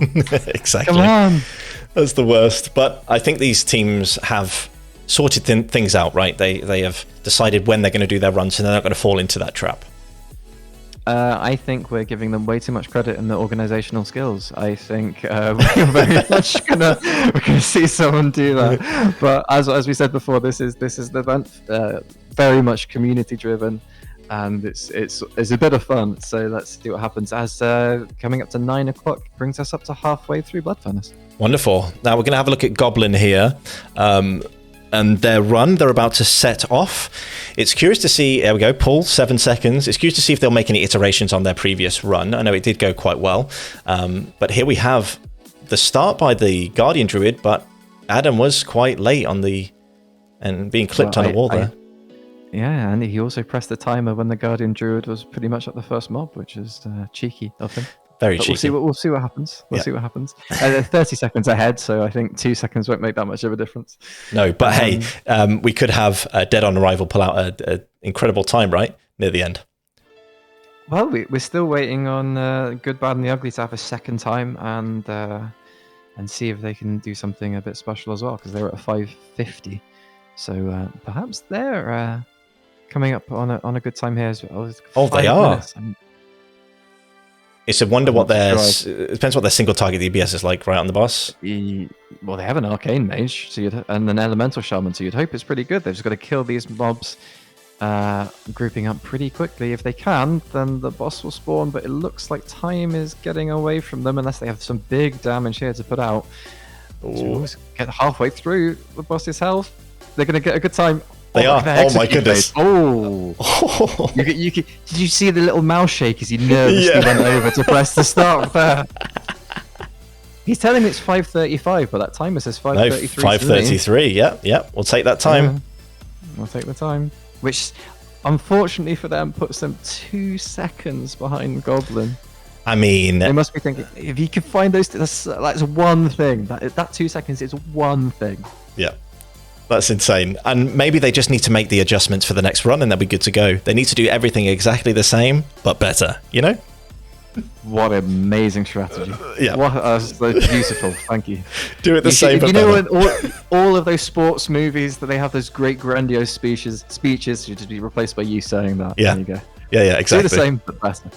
That's my coaching. If you want to be coached by me, that's the sort of coaching you'll get. So there we are. Looking, you want to send out your Twitter? Yeah, exactly. DM's open. Right, here we have Dead on Arrival in the corridor. Of course, we've got that Holy Priest doing some nice damage, taking down the corridor as fast as they can. They have done a full pull this time. They were doing those smaller ones as they go down, but they've tried to put everything together here. But we have the, I believe that's the... Well, that's quite the message. All right. Okay. Yep. Cool. So, well, they did something incredible, and we all got rewarded as a stream because of it. Yes, we did. Okay. Moving forward, Just a comment and just quickly break this very awkward silence, as we don't know if we're ever going to be supported by Blizzard or RaiderIO again. Yeah. If you looked at the healing done, I'm pretty sure it was the Prot Warrior with like 2 or 3 times the healing of the Holy Priest. I mean, ignore pain, right? I suppose that's the kicker. Yeah, but still, that's insane that it does that much more than someone who's spamming Holy Nova next to you. True. That's almost like a Guardian Druid on live, right? For all those Guardian mains out there.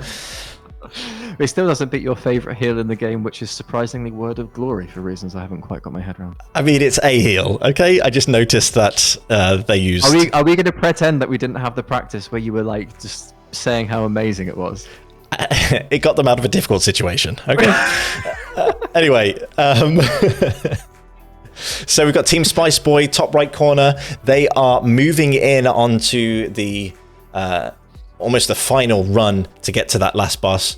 It looks like they're doing better than the first time they went through the dungeon. Oh, proper corner pulls come out. The big problem with corner pulls of these guys, that silence though. Oh no. And there we have the iron the iron form coming out by the Warlock. That was a tip off that we gave them very early on, that maybe a dwarf would be good for you. And I don't remember that at all, so I'm glad you do. But it does seem like stacking up is really a good idea, right? Corner pull, stack up, but then you have like 5-6 bombs at your feet, Then what do you do? I mean, pray. That's Pray, all you can yeah. do. Just pray and hope that someone is going to help you out in some way. Yeah, that doesn't normally happen for me, though, I have to say. No. Well, I have to get a gateway out, and that's or just Hearth, to be honest. you like Just to run. decide that, I've had enough. Just Hearth out. Yeah. That's it.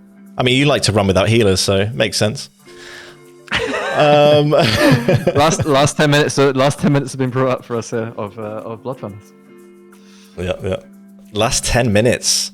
And the teams know this. They know that they are on the edge. And of course, we are going to have a look at Dead on Arrival as we come to the end here to see if they're going to pull something new out the bag. I'm not sure they have anything for this.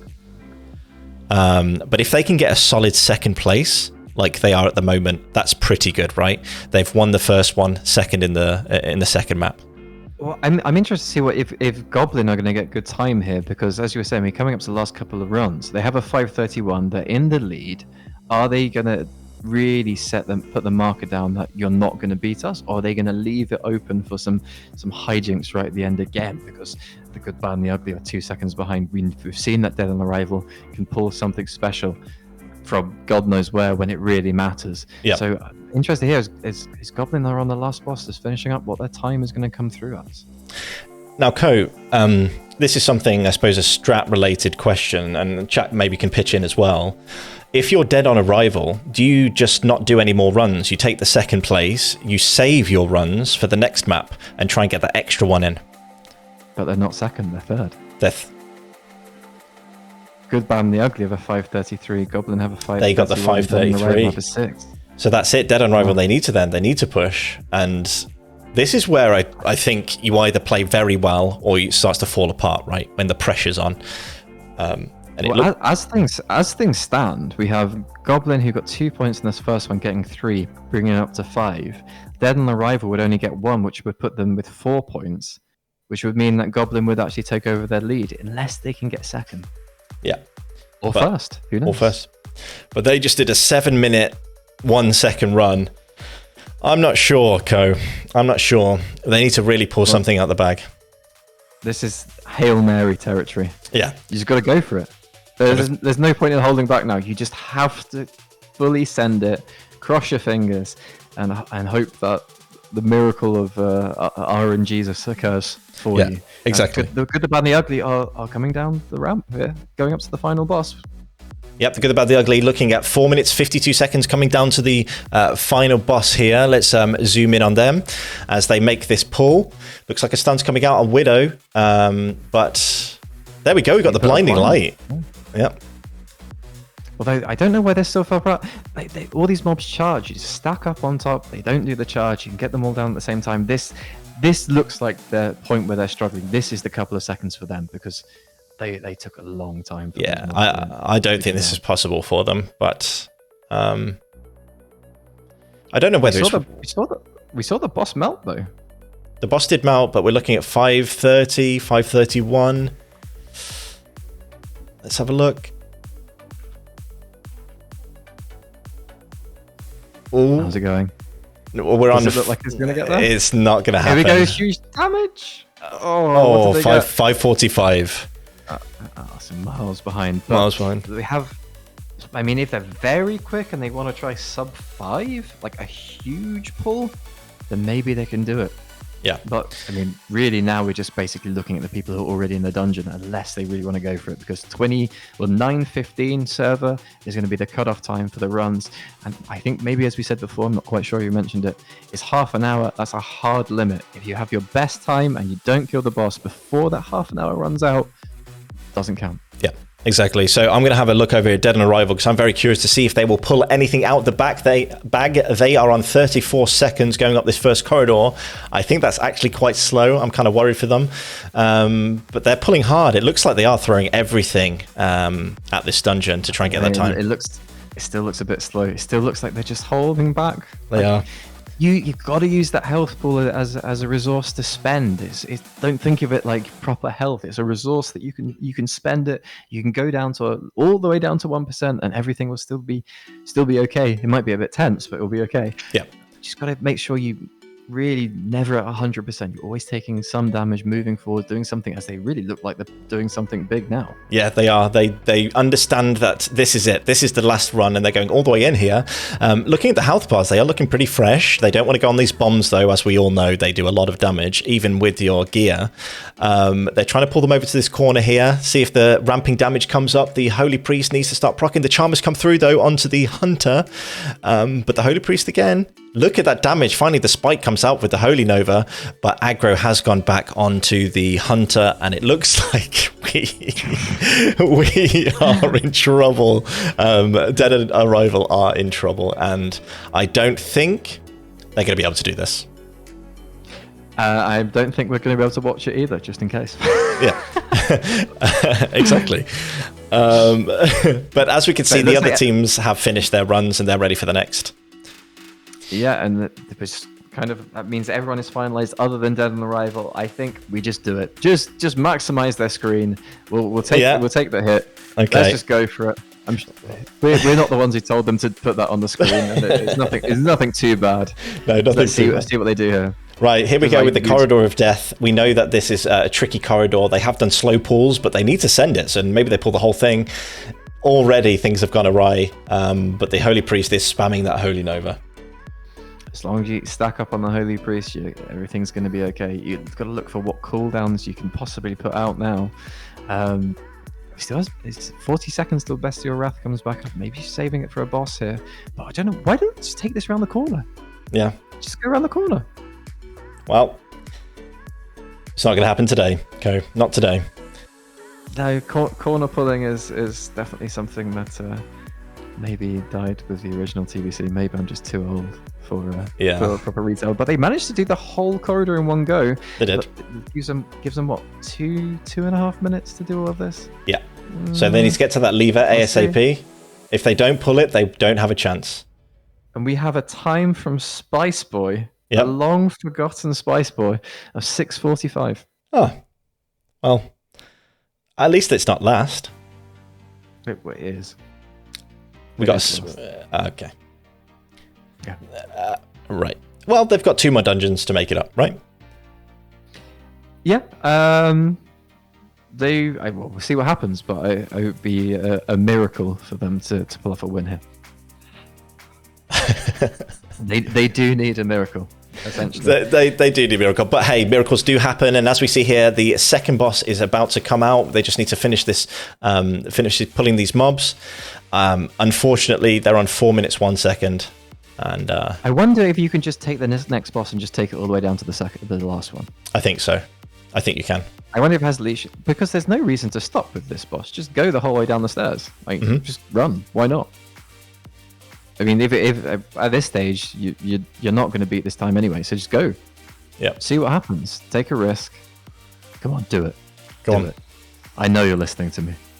No, it looks like they're taking it down to the right. They're going around the edge of the corridor here to try and not pull the mobs on the left-hand side, which of course would slow their runs down even more. Well, they have. They're just going to kill it before they get there. They've pulled the room. They pulled all those imps. They've pulled it all. Oh no. Just go. Just keep going. The Hunter's scared. The Hunter hits the health potion. Just keep going. You got this. I believe. Yeah, I want the miracle run at the end again. I'm ready for this. Go down the stairs, guys. Down the ramp. What's the time? It's 5:02, 5:03. Yeah. Come on, disengage down the ramp. I believe. Come on. Yeah. Come on. I see if they're really listening. No, there's no disengage though. Maybe they aren't listening. Maybe they just have the same idea. Someone in chat said the good old pull and pray tactic. Hey, sometimes you got to do it. Disengaged in the ramp. That's it. There it was. Yeah. I wonder if you even have to pull these mobs in this room. I don't think so. The ones on the left. No. You can just run to. No, well, there you just go through. You've just got to kill the mobs around the boss. Those pets though. Oh no, it's a Hunter pet, Paul. Oh, it's like original all over again. Oh dear. But yeah, this is gonna bring us nicely up to the half time, which it's 21:15 now. So even if they had done this any faster, it would be got it. Yeah, but They did try. They did get a 6-minute odd run, and they pulled a 7-minute 1 second last time. So they did do a lot better. But here we are again. Co, would you like to announce who won this map for us today? Who's got the 3 points? Yeah, I was just doing the maths, Okay. as you saw me intently looking down at my notebook here. Yeah. So going into halftime break, Goblin therefore have 5 points after winning that map. Okay. The Good, the Bad, and the Ugly, I believe, have 3 points. Dead and Arrival therefore would have 4 points. So first is Goblin with 5. Second is Dead and Arrival with 4. Good, the Bad, and the Ugly with 3. And unfortunately, Team Spice Boy bringing up the rear with 0 points Hey. so far. 2 more maps. They could still get the healthy 6 points. Well, hey, I'm willing to see if they can pull something out. But as Co said, we are at the halftime point. We do appreciate everyone who has joined the stream so far, and I hope you are having a blast as we are. Thank you again to our partners at Blizzard, RaiderIO, and Blizzard for supporting us with our wonderful prizes. It might be good to have a quick check at what the teams will be winning if they are successful today.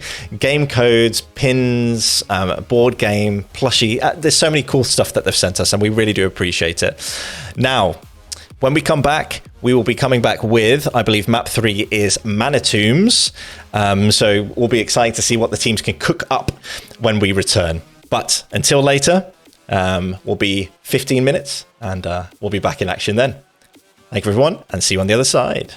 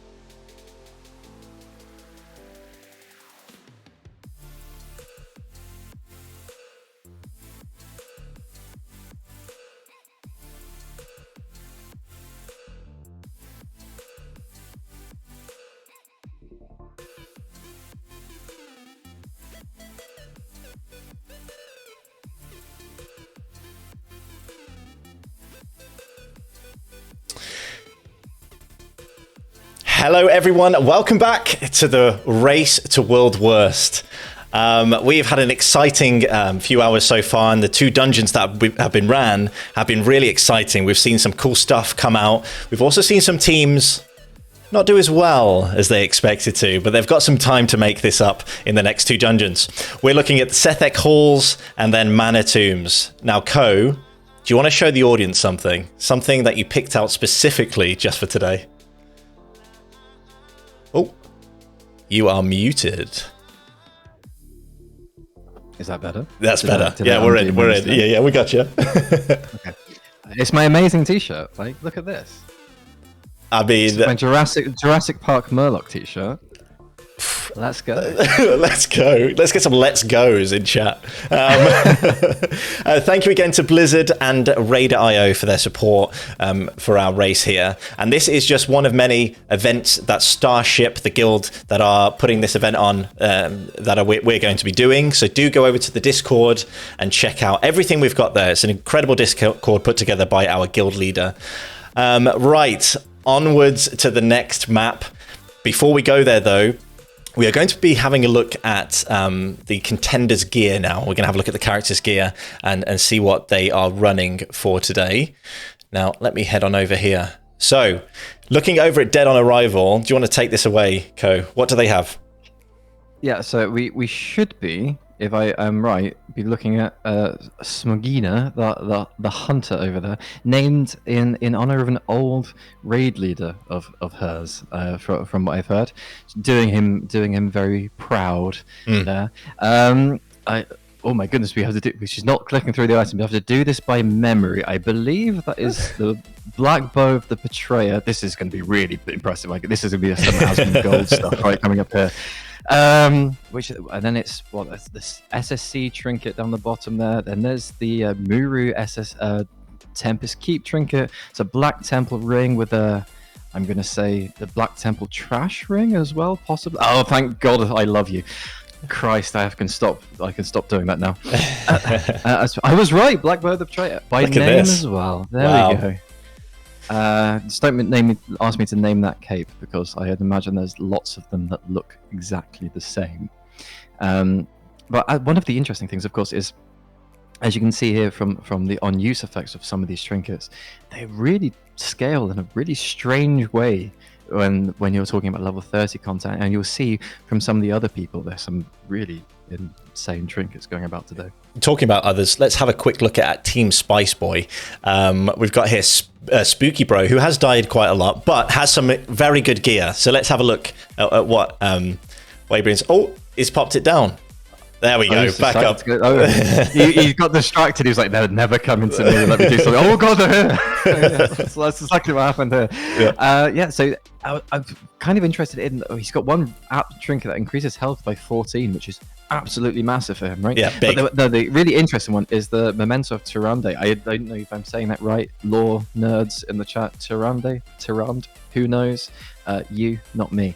It is a trinket that has a chance to increase versatility by 100, which at this level, I mean, if we get Spooky Bro to mouse over the versatility so we can see the actual number, then you can just see how much it actually scales. If we can just... let's see. Hopefully he will. We'll see. Fingers crossed. We can get a calculation. Who knows? Ooh. It's not coming, is it? I think he's gone AFK. No, it's not. Okay, well, we'll move on. But yeah, he does have some really good items. Obviously, this is the Grand Magus stuff. He's doing it. He's there. There we go. What's that number? 44. So imagine that you get a proc that does more than 2 times your current versatility. That is wild. Which is obviously increases damage and healing, and it's a bit mental. Honestly. A bit crazy. Well, we've had a quick brief look at everyone's gear here, well, 2 of the team's gear, and it's just much of the same throughout the rest of the competition. They have been farming hard every week at reset. We've actually been helping them as well, right? I know Ko has done a lot of runs to help them get this gear, because I think it's important that the playing field is quite level, but also the way they gem things, the sort of the use of trinkets and things like that is also important to try and get those extra seconds off their runs. Now, we are moving forward to Sethek Halls, and I'm excited to show you all, again, another trip down memory lane. So everyone, enjoy.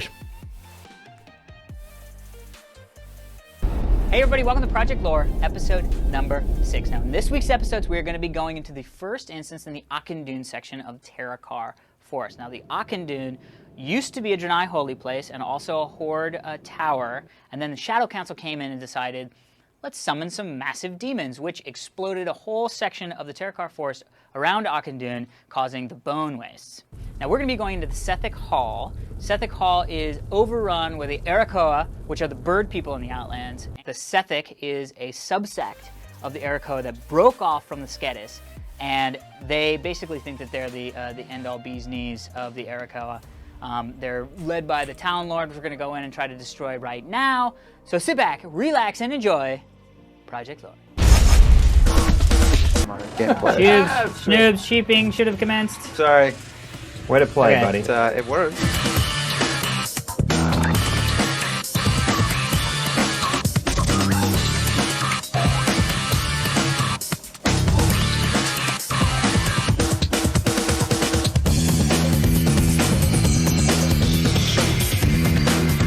Kill the totem. Kill the totem. Anybody? What totem? I'm charmed. Somebody I'm kill that. scared. Oh, The totem that is standing right next to him. I'm on it. There we go. Perfect.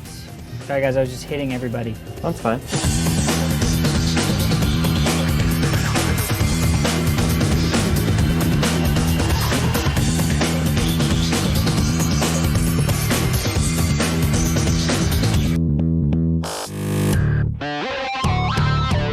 Everybody run out.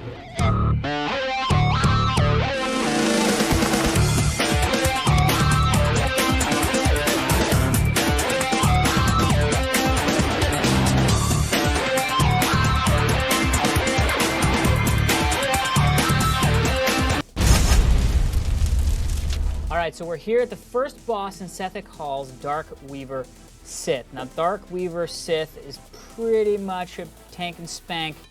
However, he's got friends. So basically what happens is during the fight, he gets to spawn a fire elemental, a frost elemental, a shadow elemental, and an arcane elemental, which is mental.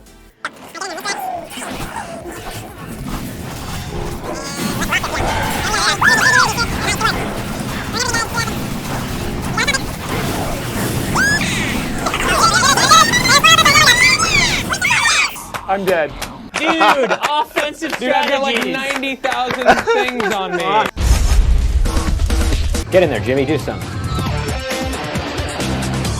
Okay, Sap the Dark. Mr. X Skull to me. Cheap Moon.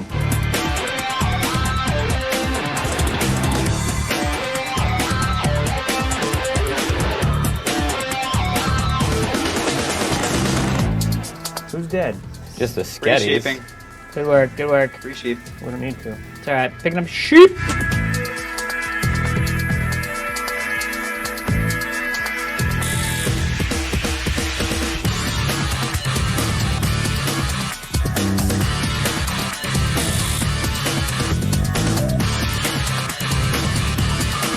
Do it, do it. I'm doing it. There we go. There we go. There's a fight. Where's the serpent? He's coming. He's the purple triangle, purple diamond. He's immune to sheep, though, by the way. Good. Don't sheep him. Well, I just assume anything other than skull means sheep. Well, that's because you're a newbie then. Moon is sheep, buddy.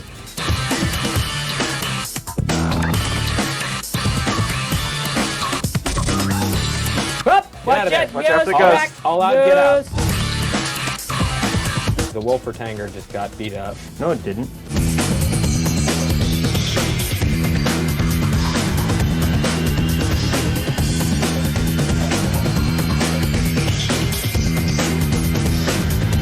All out DPS. Just say that every once in a while. All out DPS. Why did you just do that so that other people would pull aggro and you'd be like, dude, why were you doing so much DPS? No, just all out DPS. Come on, let's go. Let's get through this. Let's go. DPS. Pop heroism if you got it. Thank you. That was good.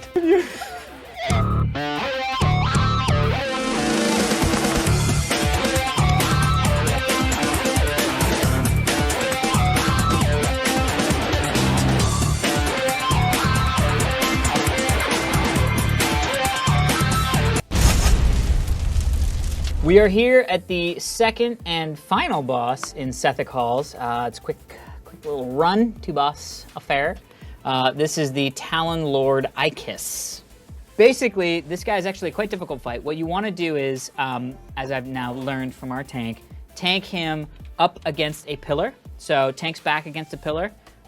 What he does is he'll blink to random people in the party.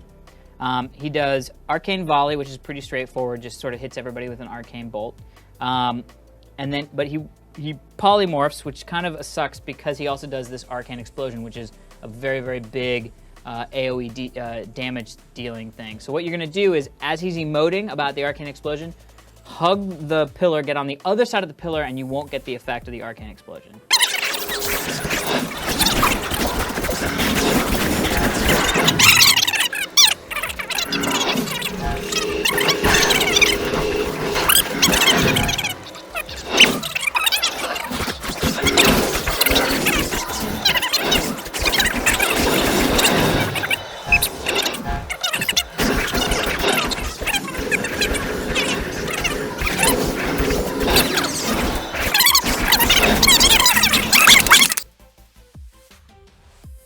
All right. Wow. We are about to get into Sethek Halls. The table has been laid. All the teams are prepared. But before we go in, we missed something, Co. We missed something very, very important. Life and death, almost. We were getting absolutely spammed by our community leader about his completely outdated and irrelevant piece of gear that he's incredibly excited by. Very I think excited. We should go and have a look. Let's go and have a look. What he has. Now, of course, his team is Goblin D's Nuts. And here we have... Come on, mouse over it. Come on, show everyone. Come on. Show us all. Just mouse over it on the left. He doesn't want to now. This is his shamed. Time to shine. Here we have it. Warglaive of Azeroth. Congratulations, you got the drop. Claps. The offhand. Only the offhand. Only the offhand. Big shout. He's transmogged both though, just because, you know. Yeah. What can you say? No. Exactly. Zero style. Zero class. Congratulations for the drop.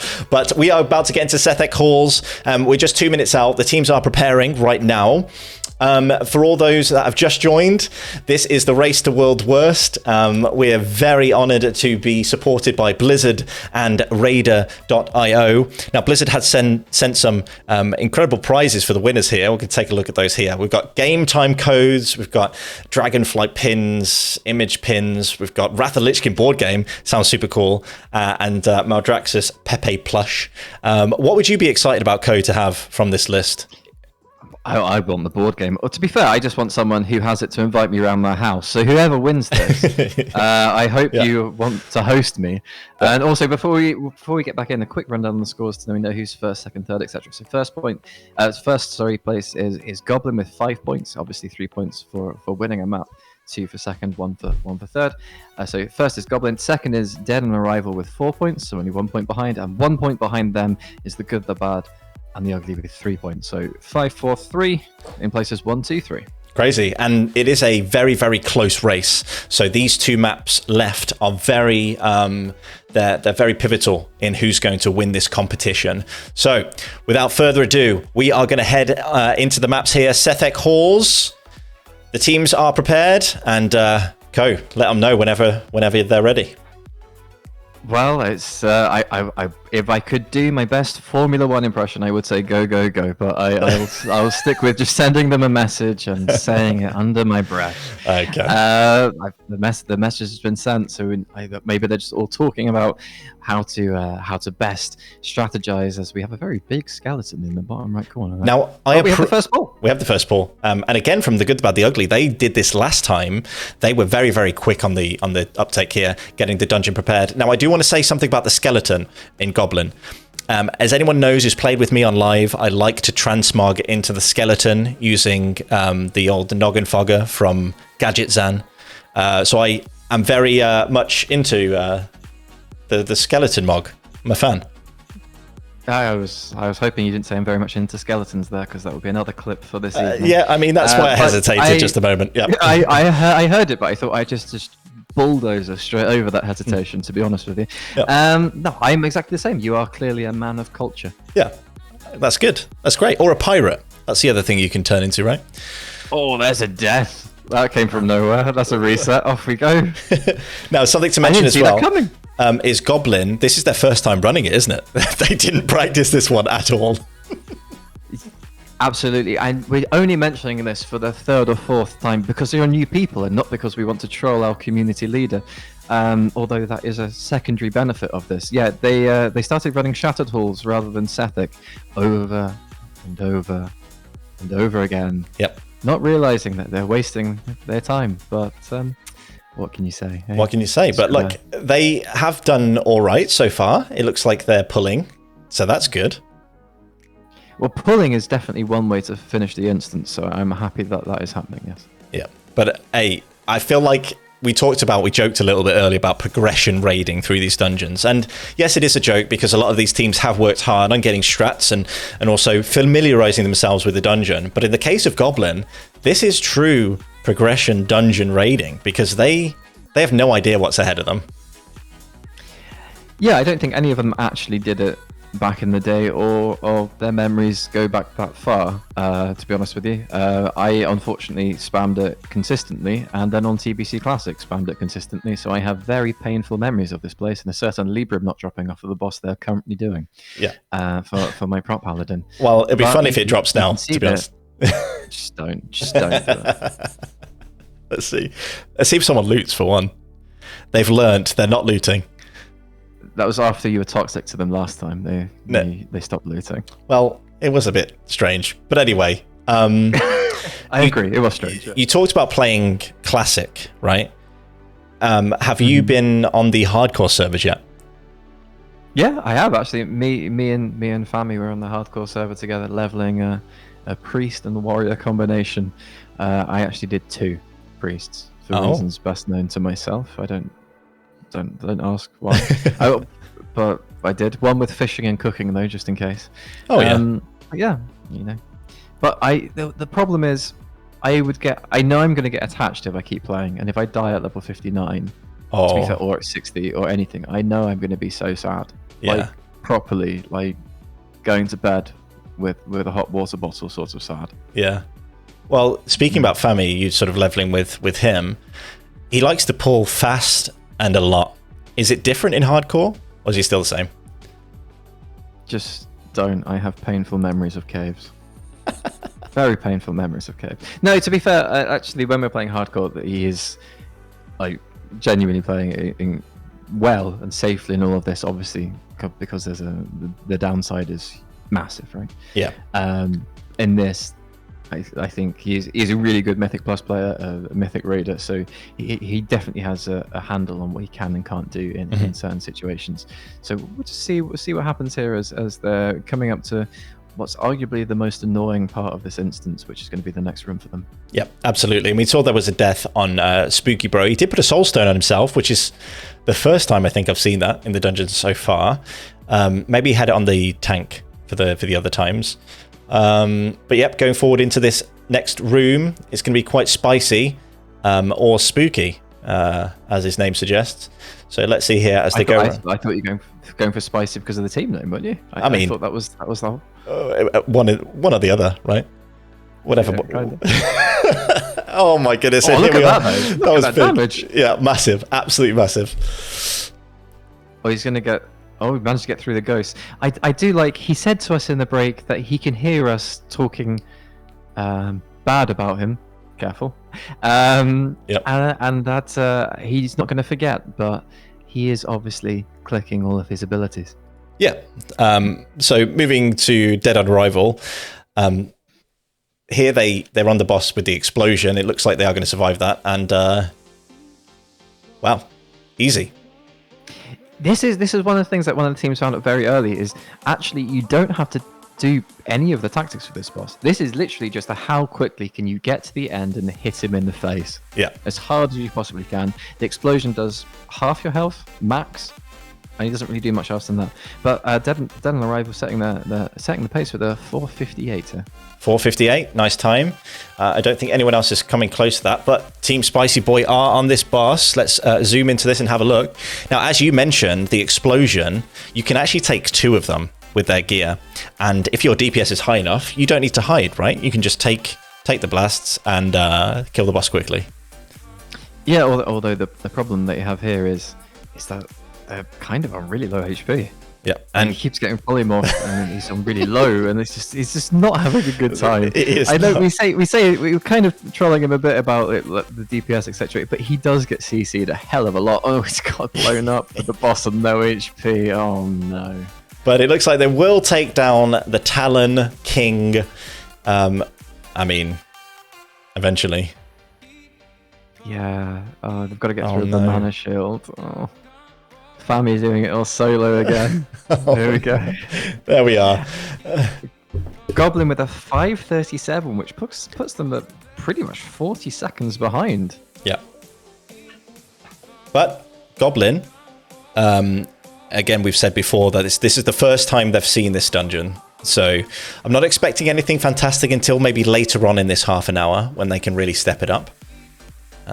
Yeah, absolutely. I think you're 100% right. We're waiting to see what happens with them a bit later on. Yeah. In this, but they have the ability, as we saw on the last one on Blood Furnace, the slightly longer, slightly more technically demanding dungeons. Oh, sorry to interrupt. We got good, the bad, the ugly. We have a death here by Willow again. Big pulls, and the team is just not there to support him. This team, we've sort of looked past them at the start of this, but I'm very interested to see what they're going to do to try and come back into this, because at the moment they're quite low in the standings, right? Well, there's only 2 points between them and the team that are in the lead, but as maybe we'll know, we don't know, the prizes only go to the team who are first. We have three of each of those prizes to give away, and all of them go to the team who finished first. There are no prizes for second, third, and absolutely no prizes for coming last. Yeah. So that's something we have to look for. But there are prizes, of course, and giveaways on our Discord. Yep. So head over to Discord, go in the giveaway channel, and click on the emoji, and you can be entered into a giveaway. We're giving away 3. Let me see. Double check here. We're giving away 3 Steam scale incinerators. So head over to the Discord for that. I want one of those. How do we get one, Co? We buy them. Ah. Okay. Yeah. We could. It's as simple as that. We could enter the giveaway, I guess. Maybe. We excluded. I'm pretty sure we're excluded. Oh, Can you imagine if we win? Much like if our guild and community leader wins this, there'll be outcries of people shouting scam and all of this. Yep, exactly. But I liked that pull that they just did then. It was very clean. The capacitator came out at the right time, and they were able to clean it up. Yeah, I think possibly there is a way, like you were saying previously, with the priest of doing like a mind soothe, managing to skip past that pack that they just pulled with them. Mm-hmm. But to some extent, they could probably even pull another pack. They could pull this on top of the boss if they wanted to, and they would still be absolutely fine. Yeah.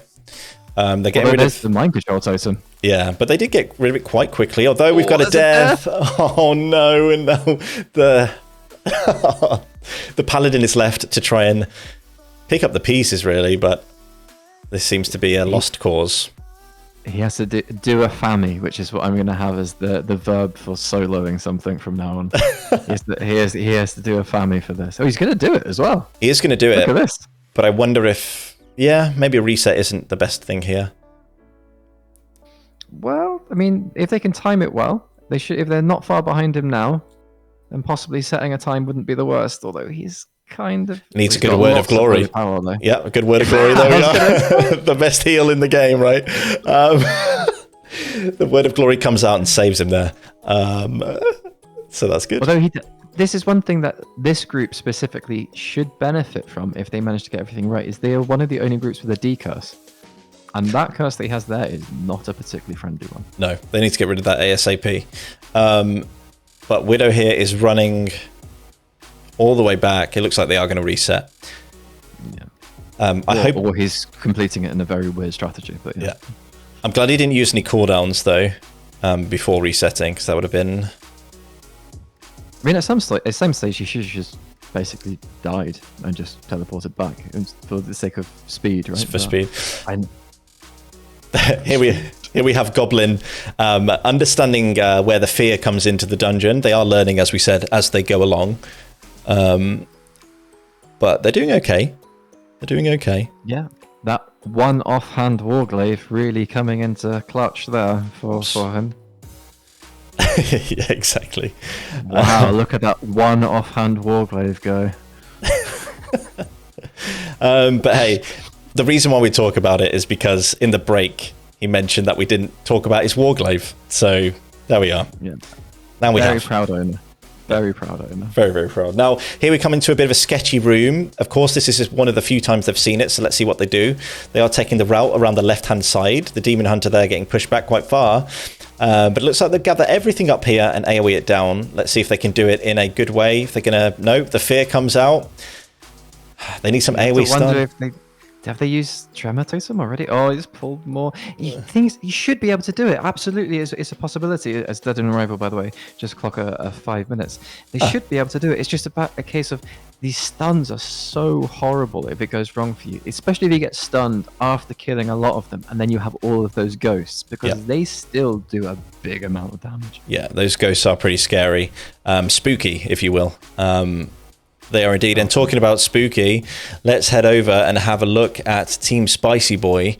They are trying their best. Femi is pushing through here alone. Yeah, this is very much a bit of a... He's going slower, which is one thing that... Oh, there's some loot for you. There you go, you're mentioning loot. There you go, there is some. Oh, and there's some a death. Green trousers. Oh, no. There's another. It was Melanie. Melanie died. Okay, but he's still going. He's not slowing up. He's like, oh, my healer's dead. Who cares? Let's go. I mean, that's what I run into. I don't know if any of you who are watching run into this on live, but as a healer, they don't often care that you are lagging behind, maybe. They just keep going forwards. Oh, healers, Christ. Look at them whining. Yeah, exactly. Healers unite. Healers unite. That's all I say. Blame healers in the chat. Let's go. Blame healers. Now, having a look at Dead on Arrival, they look like they're maybe talking strats, or even sort of waiting out the dungeon lockout. They don't want to fall into that trap. Well, so currently they've set the best time. That's it. Goblin just got a 5:24. Dead on Arrival at 5 minutes. Good, Bad, and the Ugly have no time, and Spice Boy still without a time. Okay. So maybe they're just relaxing. Maybe 5 minutes is something they're quite happy with. I mean, before they ran, the best time for this was, I believe, a 4:28 from the Good, the Bad, and the Ugly. The best time for Dead on Arrival was a 5:48. So they basically took 48 seconds off their best time. So maybe they're just quite happy. Yeah, maybe they're content, and I think that's a good position to be in. You're ahead, and people can feel that. People can feel that they're behind the leader, and they try a bit harder, but that could lead to mistakes. And I think it could happen in this dungeon. Or, as we saw in the first dungeon, something crazy could come out near the end of the half an hour, and we could see a team just pull away and do something spectacular. And I'm hoping for that. Yeah, that's absolutely what we're all hoping for. It's just about those fine margins. Once again, it's maybe if you're watching this, you think, oh yeah, old dungeons, yeah, whatever, we can clear this. But it's not about clearing it. It's about clearing it quicker than the people you are competing against, rather, in just 30 minutes. So it's all that effort you've put in. It comes down to this small amount of time, this stress that you get. You're playing for real prizes that have a real cash value attached to them, like you're going to want them, right? Exactly. It's not just like you're playing for some like screensaver or something, right? You're playing for the board game, the pin, whatever. So the stress can really get to you, if especially if you let it get to your mind. Now, I'm looking at chat here, and I see some wonderful healer presence. We've got healer tax going on here. We've been paying 50 gold per heal since TBC. I like that, and I'm going to bring that into live, I think. I expect at least 50 gold per heal. So any tanks out there, if you ever get Matty Priest in your group, I'll be accepting a transaction. We only throw out about 3 heals per instance anyway, so that's fine for most people, isn't it? Anyway, so looking at the teams here, we've got the two at the top, Team Spice Boy, the Good, the Bad, the Ugly, are still yet to give us a time, I believe. And then Dead on Arrival, far ahead. Yeah, absolutely. We're just waiting to see what they do. I mean, I think we should probably have a look at the Good, the Bad, and the Ugly, because they did set the absolute, by far and away, the best time before we got into this. So maybe they have something up their sleeves here. We've got 440. I mean, this is pretty good if they can kill quickly. This is pretty good. Now, Mez has been rezzed here. They're at 50% HP, the Shaman, but it looks like they will kill in time. We maybe look hovering over the stopwatch. They've got a 454. 51. Was it 51? He told me he sent me a message 451, but if you got it on my stream as a 454, That's so cheeky. then I think we've got to take that, right? They're so cheeky. Oh, whoops. But yes, that is... they're very, very cheeky. The lead, that's taking the lead. 4 seconds off of what Dead on Arrival have. And they needed it. They need to come first. Can you imagine 3 teams going into the last map on equal points? Oh, I'm excited. Yeah, I'm excited. That is very, very exciting. I think the pressure will start to build for these teams. And I don't want to see mistakes. I want to see creativity coming out from the teams to be able to push those last few seconds. Now looking at the Good, the Bad, the Ugly, they are charmed. Oh no, the double charm has come out. Oh, it's just broken away though. I think they're resetting. Yeah, they have to reset. They're resetting. Holy moly. Well, the Team Spice Boy and the Good, the Bad, the Ugly, I think they are really feeling the pressure now. What would you say to them as maybe a coach or a fourth man in this competition at this point? Would you have words of encouragement? The same, yeah, but better. Okay, yep. Yeah. Matty 2023. Yeah, I get you. No, but like honestly, what they have to do with the Paladin, got to make sure you use those bubble pulls. Really, it's a bit of an interesting one, because you could say, well, how do you make sure those charms never happen? Because if you only have one melee, obviously those have to be directly targeted. If you don't have any kind of basically single target moves that can go out quickly, then you're in a bit of trouble, especially because I don't think the prop pally can just destroy a totem in one ability. If you have both of them at the same time, it's kind of just unlucky, but at the same time, how do you plan for it? Maybe you just you pull them all, you see there's a couple of time loss controllers, you pre-bubble the mage or the shaman, and maybe that's where you use one of your elementals. Yeah, you've got just to get rid of just get around the totems. If you don't have if you're not that group, then maybe that's one of the reasons that our hunter, even though we're saying it's off meta at the beginning, starts to come into its own. Just to quickly like have let's say a target totem macro, switch to it, destroy it quickly, and get straight back to it. Yeah, I think you're right, and maybe this adjustments will be made, maybe not. We'll see. But the Good, the Bad, the Ugly need to give us a time. And see here, they're eating, they're ready to run. I think they can figure it out, but they've only got about, what are we looking at? 16 minutes left. Sorry, 11 minutes left. So it's going to be quite close. Basically, run the start as hard as you can. I would say pull as much as you can at the beginning. If it goes well, continue. If not, reset. Yeah. And I think that's the best you can do, because you don't want to go through the whole way and get like 6 minutes, because you're not going to be able to do it again. Really. No, you're right. Once you get out of reset, etc. You just got to go for the big pull now. And really, the ones I think who probably want to go for it the most is probably Goblin, because if Goblin can go from getting 1 point from this to even 2, that's a massive advantage going into it, because at the minute, at the end of this, we're going to have 3 teams on 6 points. And just as you said it, we got the fear here with the war glaved up guild leader, but unfortunately he's been feared a couple of times into the other side of the room. Will he pull more? This could be the end of their run if they do. They have pulled everything, but let's see if they can handle it. We've got everyone grouped up here. Will they put some CC? The stuns come down, but so has the stun come down on the Demon Hunter. Can the damage come out in time to kill everything and cleave everything off? It looks like the fears come out again, and I think there's no hope, no chance for Goblin these nuts. And it looks like this, well, maybe they can fit one more run in. I think probably one more, but you're right. This is where they could throw the Hail Mary and really get the points they need to solidify themselves on the charts today. this is where it really would have helped them not to run Shattered Horse, because they would have actually had the chance to see some of these mechanics before today. And they would know that this is actually one of the worst instances. And the mana sims as well, it pretty much in the whole of TBC, not just in this event, for those really annoying CC combo chains. And we were really kind of looking for a special kind of way of getting around that. Now, one way you could say of doing it is, rather than having something like a DH, you have a mage with Blizzard, and you stand just around the corner, so you can kind of clip your Blizzard round, if you know what I mean. So you're not in line of sight of them. Find those interesting ways of basically taking all those mechanics out of it. It might be a bit more niche thing to do, but it would make this encounter and this whole dungeon a lot less dangerous. Yep. So as we saw, the Windrush Totem came out there so they could get around the corner faster. They have pulled them round to this corner, which I think is a good play. The Incap Totem came out, so they were stunned, and it looks like they were able to clean this up quite swiftly.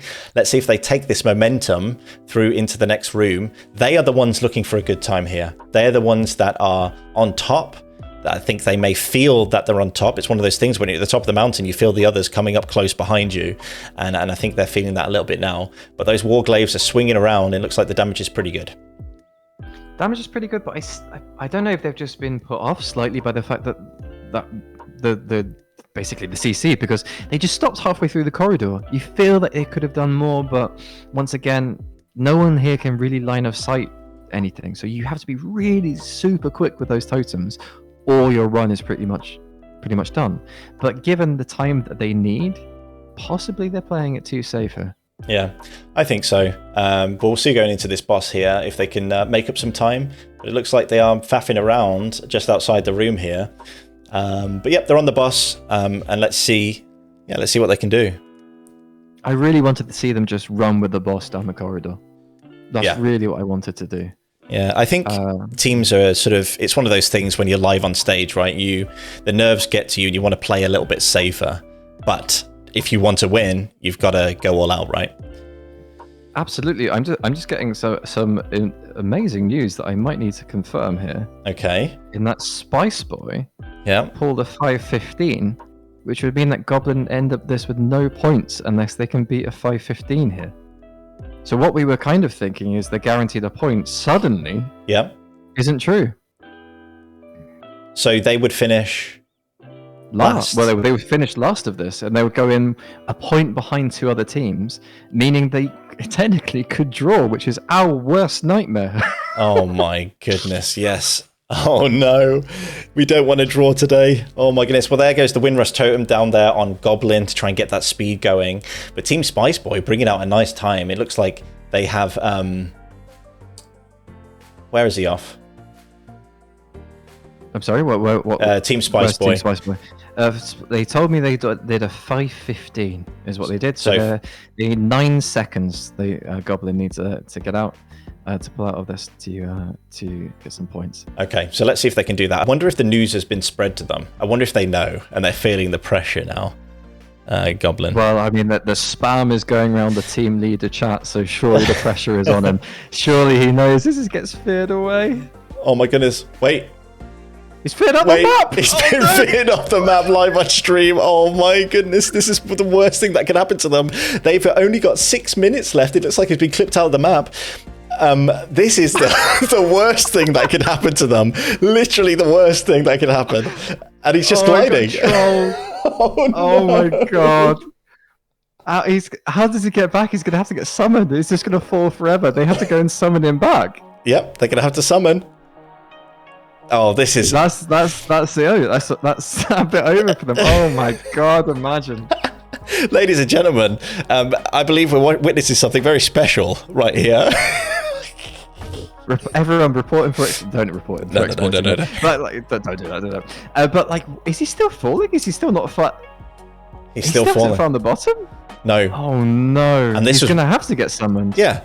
Maybe we have to give them a quick nudge here to maybe summon. But wow, that is a turn of events here at the end. Something spicy always happens. He's getting advised. I don't know where that accent came from. He's getting advised to stop gliding so he can finally land. There we go. And now he stopped. He's come back to the beginning. They need to reset right now. like right now to try and get a good time. They're not gonna do it. They're not gonna do it, are they? The time is 10:11. They would need a sub 4 minute. It's not gonna happen for them. What an exciting end to this. We have in chat, Apollo landed. We've got, oh no, what a late game upset. What a view. Exactly. This is crazy. An amazing, you know what? It was an amazing view of his offhand warglaive. Yes, and this is a good chance to promote his offhand warglaive like he wanted us to. It was a beautiful sight, just with the outland, scenery in the background, the skybox as you slowly and majestically clip through the wall and out of the world. Yeah, completely out the world. Anyway, it looks like the AE is back in action now. They won't get another run in, unfortunately, and that is just the unfortunate reality of something that happens once every 10,000 times. Absolutely. I mean, you wouldn't have done that even if you tried. So that is impressive to happen on this event when they were in the lead, but what are you going to do? We need to have a look. Is anyone else still running, or are we all finished? It looks like we might have all finished up. I believe Dead and Arrival are still in a run, but I don't know if they'll finish in time. They've got 3 minutes to get this done. They may be just trying to test things out potentially in here, but I don't think they'll finish it. This is the last room before the last boss, is it not? Oh, it is, yeah. But I don't think they won't pull their best time out. They're at 4:53. Yeah, so this is over. And there's the fear to the other side of the room. Oh no! You just need the strategies to get them all. I mean, Tremor Totem, but then you need Tremor Totem for so many other points of this instance. Maybe you could say Tremor Totem combined with the Berserker Rage talented to break your group members out of fear. Maybe you then have that as a double, but then you have to drop so many more interesting talents as a prop warrior to actually get something like that. The other thing, maybe a different race, but are you going to race change for this? Probably not. And it looks like every team has completed their runs as we are running to the end of the time here. So we're going to pop back to us. And wow, what an exciting turn of events at the end. We have had some ups and downs today, but nothing like that has happened. And today it has. So we've got a wonderful view of the warglaives, of the scenery. And I think he's going to be quite happy about that, right? That's what he wanted.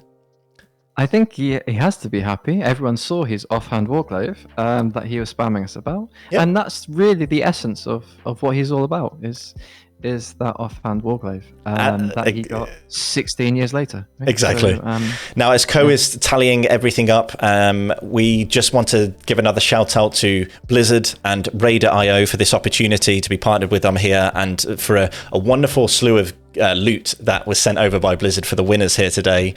The next map will be Mana Tombs, and that is the last one. The table's very tight. People are very, very close to each other, and this is going to be make or break for the winners. As we've seen, Goblin didn't run a good time that dungeon, and Co, please let us know what's happening on the table. Well, they got absolutely trolled by Blizzard, which is hilarious, right? By the point in the wall, right? But as I am the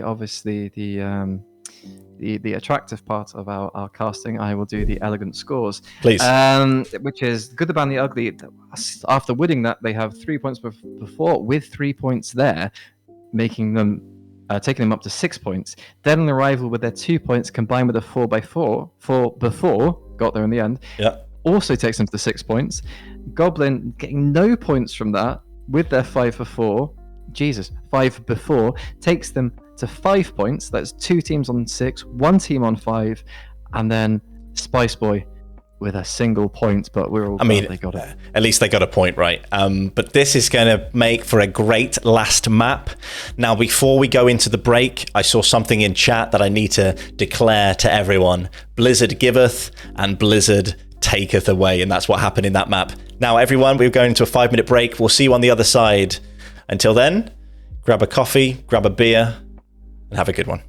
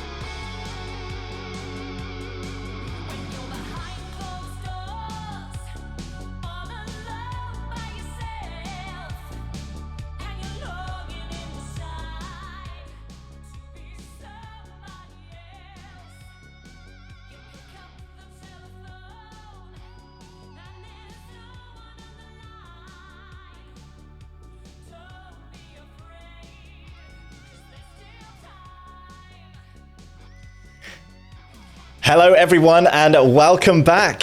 We have had an exciting couple of hours of gameplay. These teams have given everything.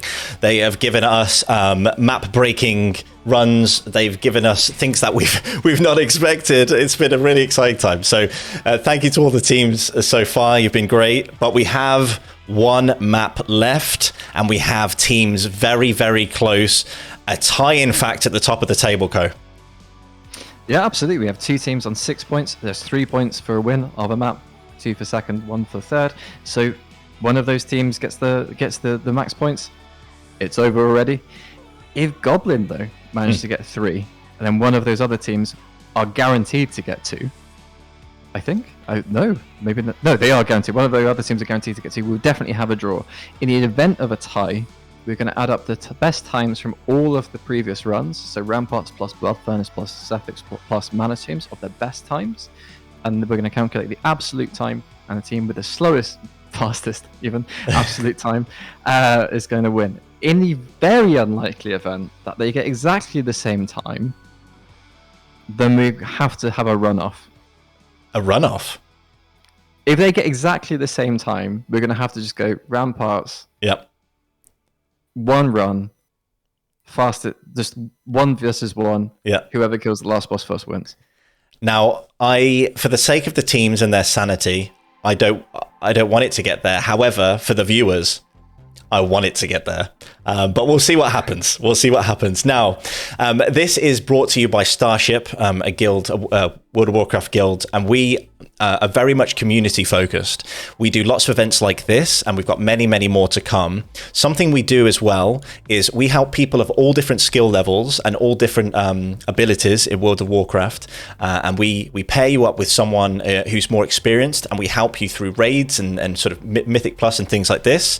It's something called our Raid School Night, which we do on a Sunday evening. Now, I know in the chat we've had it posted. So come on over to the Discord. If you're a bit tentative about starting raiding, if you've seen it and you want to give it a go, but you just don't know and have a group of people to play with, Starship can help you and support you through that. And I know there's a lot of people in the chat right now who've gone through the raid school and feel a lot more confident about raiding. We also have the other end of raiding, where if you are a bit more hardcore, there's something for you as well. So we have everything there for you. Just join the Discord and yeah, have a great time. Now, Co, of course, Blizzard, RaiderIO have supported us through this, but we are going to shout out something new that's coming from Blizzard, and we're going to play that right now, and we'll have a chat about it just after. So everyone, sit back and enjoy.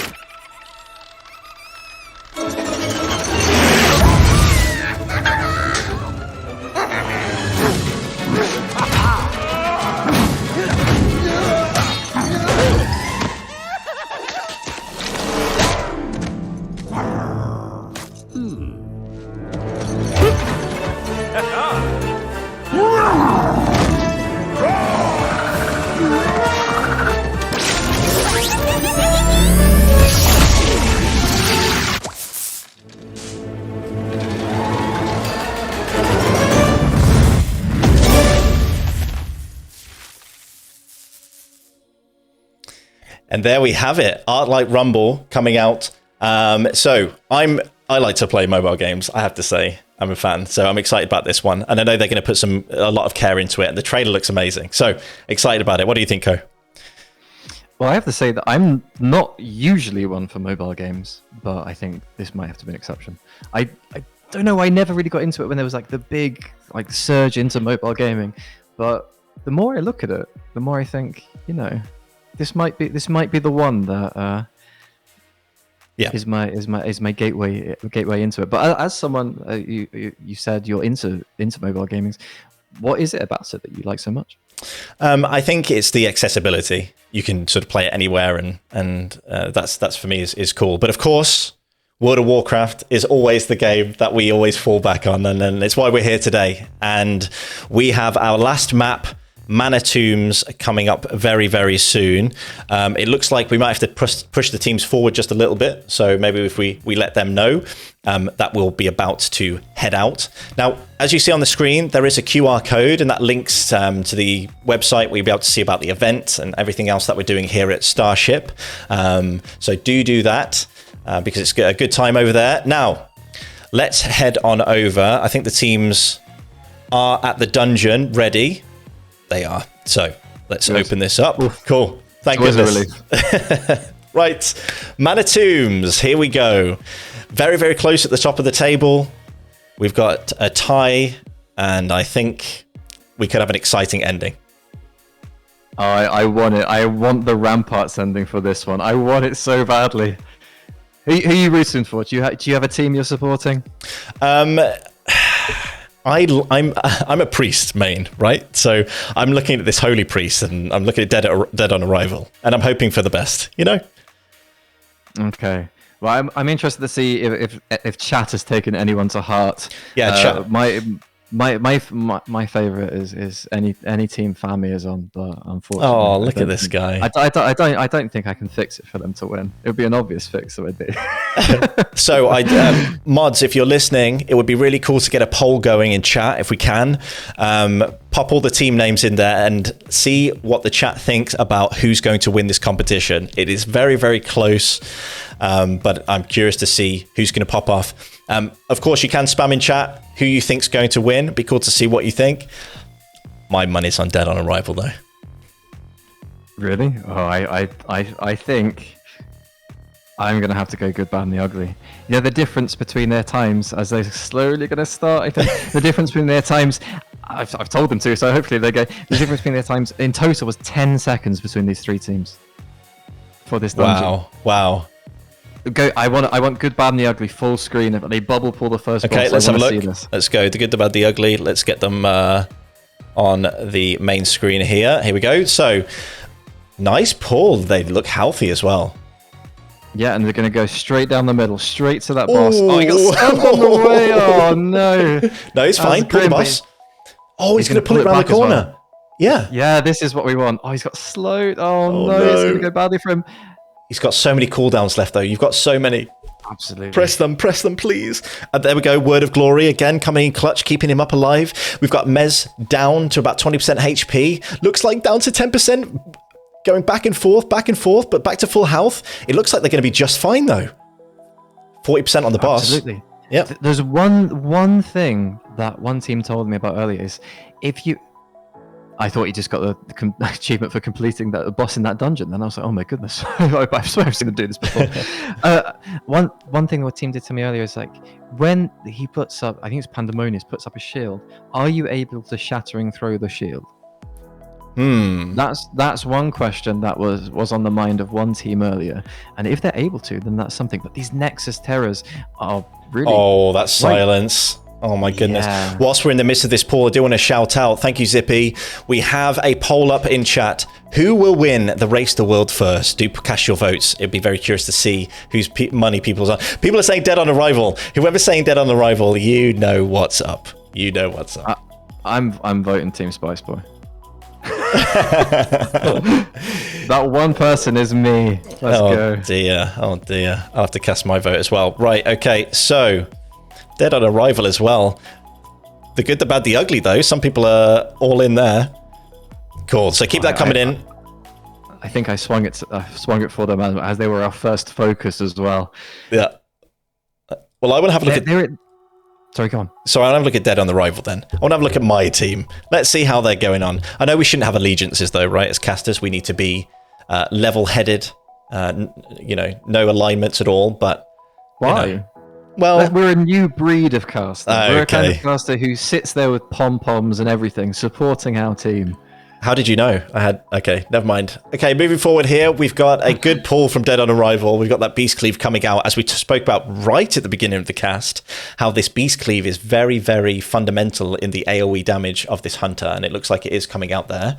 But, of course, the Holy Priest, with that Holy Nova again is just super good.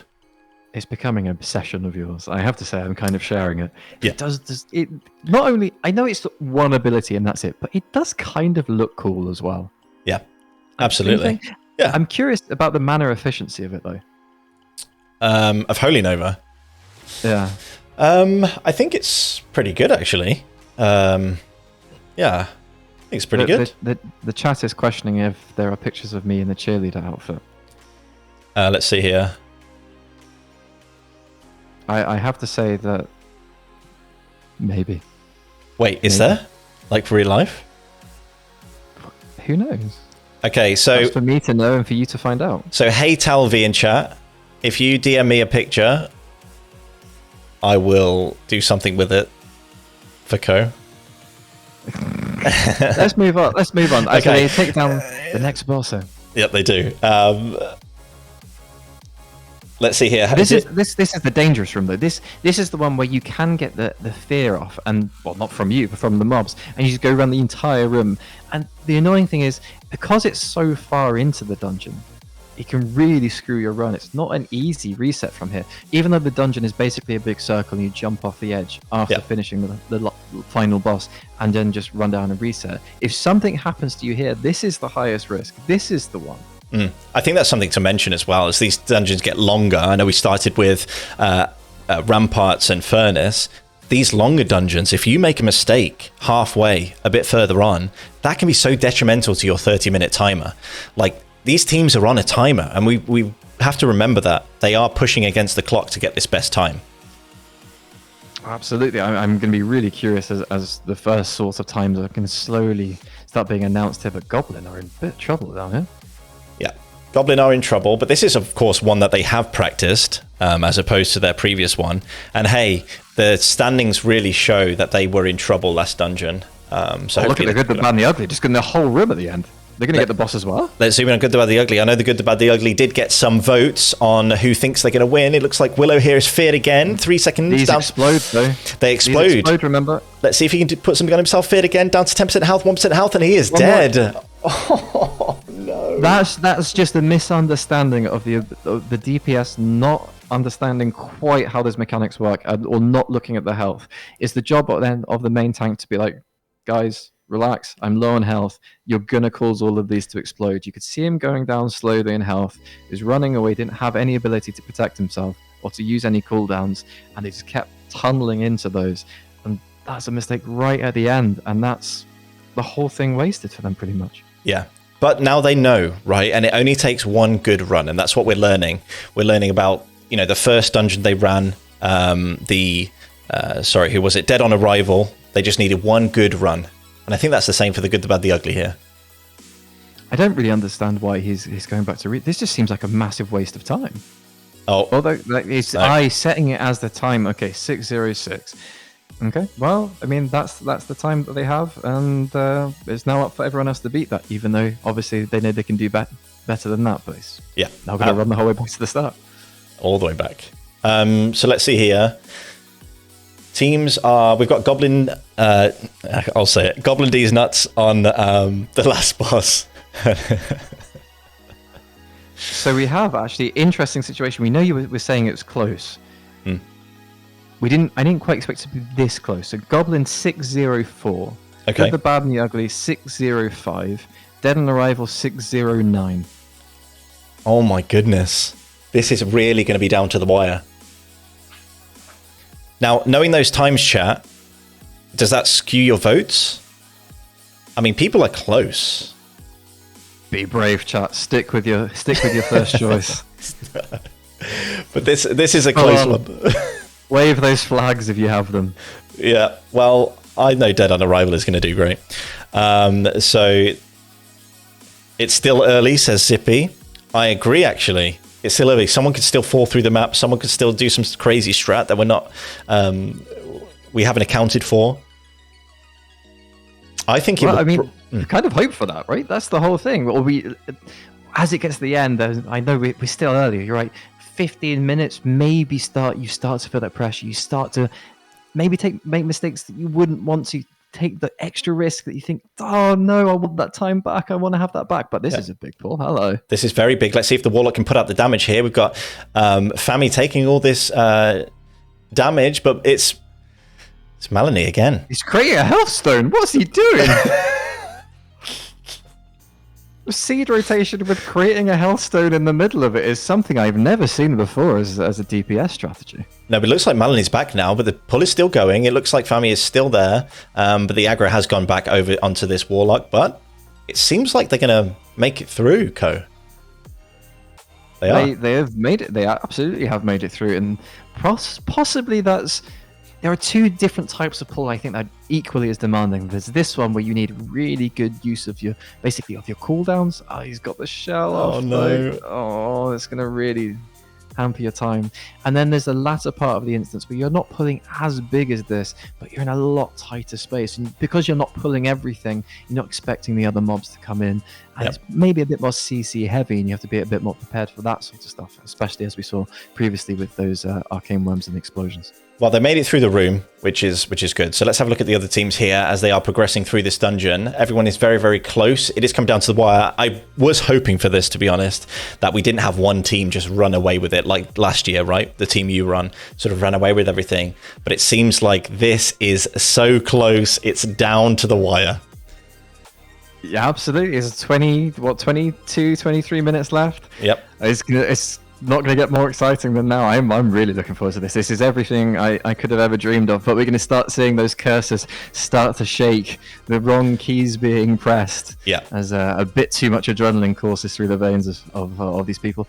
And once again, getting some fantastic prizes. Yep, fantastic prizes, and you're right about people getting the nerves. Remember on the execute from the other dungeon, they were shaking as the mouse was hovering over the boss, and I think it could be something here. I know from our Discord chats that they are still all very, very nervous coming into this last map, but some people take those nerves and they turn it into something that is incredible. They turn it into that extra focus and extra grit to pump out that bit of extra damage or that bit of extra healing going on into the next map. And it looks like the harder you press your keys, the more damage you do. That's a well-known WoW fact. Yep, that's it. Do the same but better and hit the keys harder and faster, and you'll win. We need that on a t-shirt for next time. Yeah, that's the merch right there. And Holy Nova. Do the same but better. Holy Nova spam as well. Who would buy that? I know Zippy would. I would. He loved it. Do the same but better. That has to be the motto for this event going forward. Everyone was here. There's like how many people are watching? 253 people are all now going to have in their head do the same but better, and it's going to carry through the entire WoW community. You've got a whole thing of branding to go for here. Yeah, do the same but better. And of course, we were the first ones to say it. No one else. No one has ever used used absolutely unique combination of words before. No. Yeah. But as you can see here, the power infusion. Now, this is something that we haven't spoken about too much or at all in this competition, is the use of power infusion. And it looks like it is being put on the hunter correctly, which is good. It was used there in that cleave. But I think pressing it in the right spots is so important for cleaving these mobs down faster. Well, absolutely. Especially, I didn't quite catch if the priestess, it's Twins of the Sun priestess, isn't it? The one that makes let's just see. That's correct. Yes, they do. Kiz does have that. It was on Smug. So. Okay, so I mean, especially when once again you combine your Holy Nova spam with something like that, but then you need essentially to pull around that cooldown because it's such a big CD. I agree. And I think that could be probably played out a little better with these teams, pulling around the cooldowns. I don't think they're thinking about that too much. Maybe they are. Maybe we're wrong. Maybe we'll find out after that they had some crazy strats in mind. But I think at the moment they're just pulling and hoping for the best, almost. Why there's definitely some strategy in what they think is best, what they in terms of what mobs they think are more dangerous. Sorry, what ones they think they can get away with. Like these ethereal crypt raiders, they think they can get away with, but they do have an annoying ability to heal or to give you a stun. But we're coming up to the next to the final kind of platform here, and it's the terrors that can really screw your day over. Yeah, and we can also they seem to be getting through the terrors quite well, and they're avoiding this one, it seems. They are avoiding, but we saw a fear go out there, but it looks like it didn't harm them too much as they pull over to this left-hand side here. Let's see if they can group up these mobs and cleave them down quickly. I think they probably can, although the pet got feared away. That's not too good, but it looks like Holy Nova Spam is coming out again with the insane damage to finish off the mobs there. It looks a bit too risk-averse for me. This looks they need because they currently have the third fastest. They need this. Yeah. While you still have some calm. Oh my goodness! As Goblin pull a 529. Wow. 529. We're gonna have a runoff, aren't we? We are. It's gonna happen. So 520. Well, I mean, we're going to add up all the times first, right, and see what happens. But I'm going to have to very quickly do some maths. Yeah. Because this is getting more intense than I ever thought it was going to. So what are the times do we have at the minute, Co? What are we looking at going forward into the last 15 minutes? We have, oh my goodness, Dead on Arrival just equaled the time for the Good, the Bad, and the Ugly. So currently they are both on 2 points from this. So we have Good, Bad, and the Ugly, Dead on Arrival at 6:05, Goblin at 5:29. Of course, Goblin on 5 points, Good, the Bad, and the Ugly, and Dead on Arrival both on 6. So if they get a joint second, we'll have a 3-way tie at the top. Oh my goodness, a 3-way tie. We didn't, honestly, chat, we did not think this was possible. We did not even plan for a 3-way tie. Maybe a 2-way potentially. Well, here's a 5:52 from the Good, the Bad, and the Ugly, though. So. Oh my see goodness. What happens going forwards. It's very close. Getting tight in the last 17 minutes. This is probably 3 pulls maximum now if they manage to get the whole way through it. Now let me have a look here at the spicy boys. We've got Spooky Broad low on HP. Nothing new has died. Looks like Femi is trying to take the rest of the mob here. I think they will be able to complete it, but the time is just going to be a lot lower, right? Without that Warlock around. Absolutely. The thing is, the most annoying thing is obviously the Warlock has so much damage potential. It's just how do you harness that and really get it to go out, as I'm doing some quick maths. Okay, right. Looking at this Warlock as well, the Soul Stone is on cooldown, so of course can't be used and probably won't be able to be used. Maybe once before the end of this half an hour, they'll be able to get that up again, maybe for a mega run at the end. But let's have a look at the all 4 teams here. As we've said, and as Co said, we've had some incredible times coming out from them. Very, very close. It's down to the wire. And of course, we picked this dungeon knowing that the teams were going to be very close. And of course, we can see Goblin over in the bottom right corner showing off those Warglaives again. Yes, we get it. We get it. You've got a Warglaive in the offhand. But no, Goblin have done exceptionally well. So have all the teams. We've been very, very close. But the team, of course, I am cheering for Dead on Arrival. And I know others in chat as well. They are doing very, very well. And here they are with an initial pull in the dungeon. So let's zoom in and have a look at how they're going to do it. So they're coming into this first room here, grabbing everything in the room. Let's see if they can survive.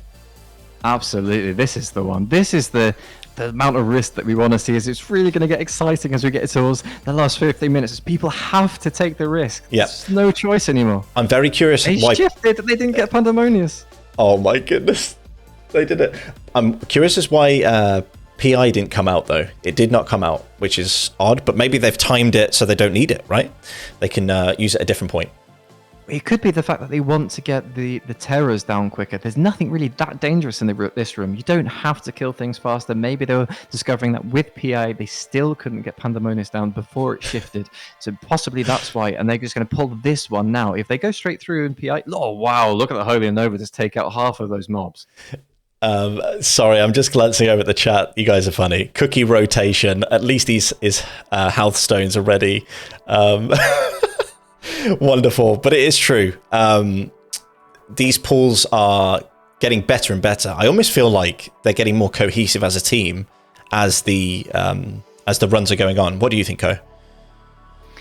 Absolutely, but it's also the fact of they're just pushing that bit harder during competition than they would otherwise, and that kind of forces an element of discovery. You realize that, oh wow, I can actually do this. This combination of things, it can actually work. I can pull a bit more than I thought with the right cooldowns, or maybe like it just triggers something in your brain like a panic reaction. You just find the solution. You go, oh, that's what I should have been doing all along, and that enables you to do something bigger and better than before. Yeah, you find that focus. I wonder if they've had a strong coffee or a Red Bull or a Monster, not sponsored, but I wonder if they've taken something to get that focus. But it looks like the damage is coming out again from the Holy Nova again. I keep going on about it, but that damage is just ridiculous.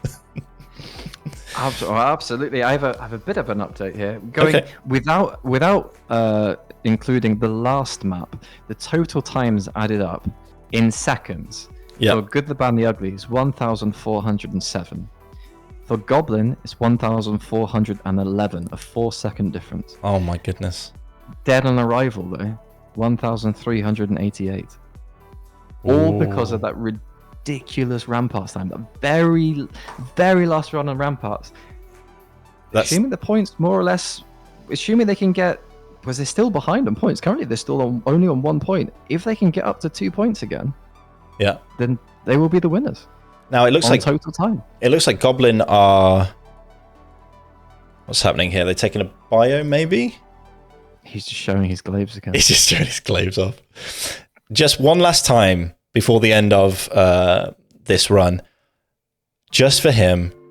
Let's have a look. There they are. All right, you've had enough now.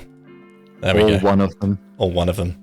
Right. So as you say, though, Ko, this is incredibly close, and we are drawing to the last half of the run. I believe they've got another, was it 10 minutes odd? Tiny bit longer, 12 minutes. So it's 2 runs left. 2 runs left, and we're really looking at the minute, unless someone pulls out a ridiculous time, at a kind of fight between the Good, Bad, and Ugly and Dead on Arrival. And just to give you the different possibilities here, if Dead on Arrival manage to get to second place, they will win on total time. Right. Currently, though, if they only get 1 point, and Goblin and the Good, the Bad, and the Ugly, with their total times currently finish like they are now, then Goblin will win on total time. So it's the one problem could be for us is if the Good, the Bad, and the Ugly, it stays the same, but Good and the Bad and the Ugly take roughly 14 seconds off their time, they will finish with exactly the same times.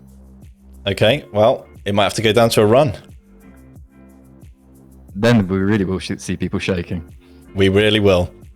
Do you know what's so interesting about this, though? Remember right at the beginning when the Good, the Bad, the Ugly were struggling on their first pull on Hellfire? Do you remember that? And I was thinking to myself, I don't know what they're going to do here. They keep dying over and over and over. And they've just pulled it out in these last 2 dungeons.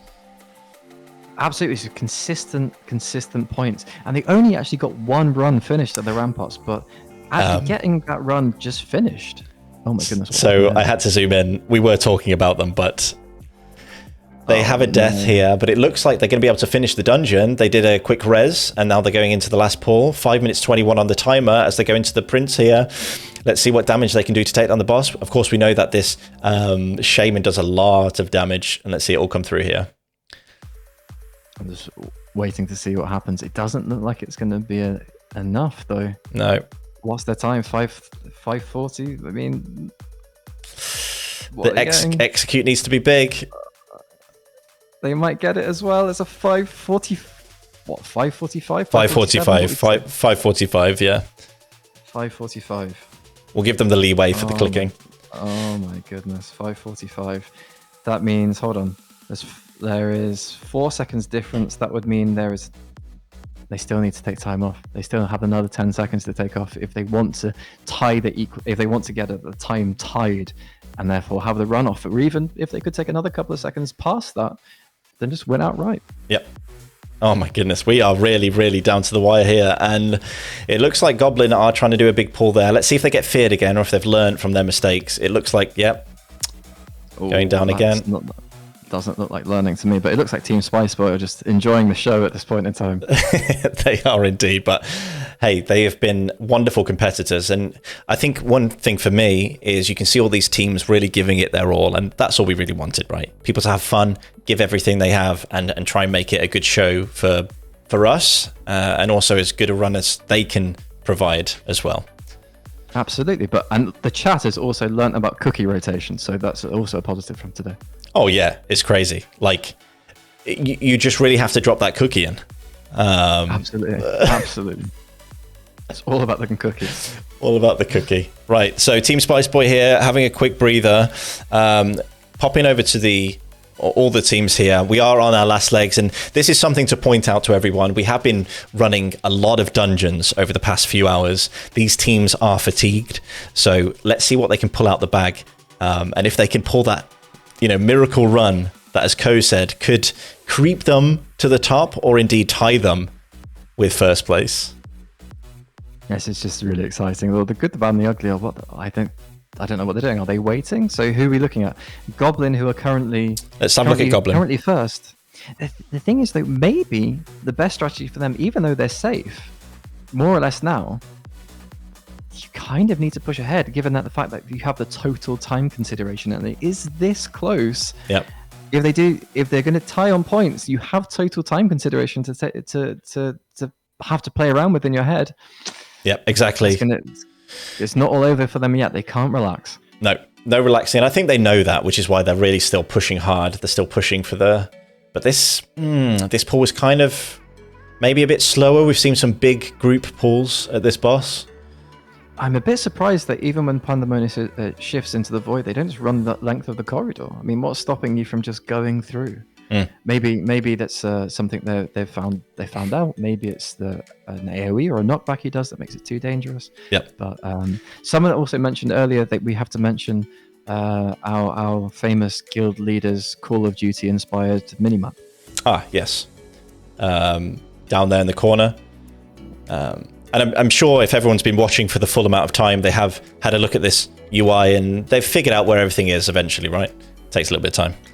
Absolutely. It's just I remember hearing about it an hour and a half ago, and it slipped my mind. But since it was mentioned, I thought I'd bring it up as Pandemonius goes down for dead on arrival on what must be their second to last run now. As we draw a close to the last 8 minutes, very exciting. We are going to get back in the action. I just want to take a moment to say thank you to the chat. You guys have been amazing, and looking at the chat there's a lot of love being given, so we appreciate it.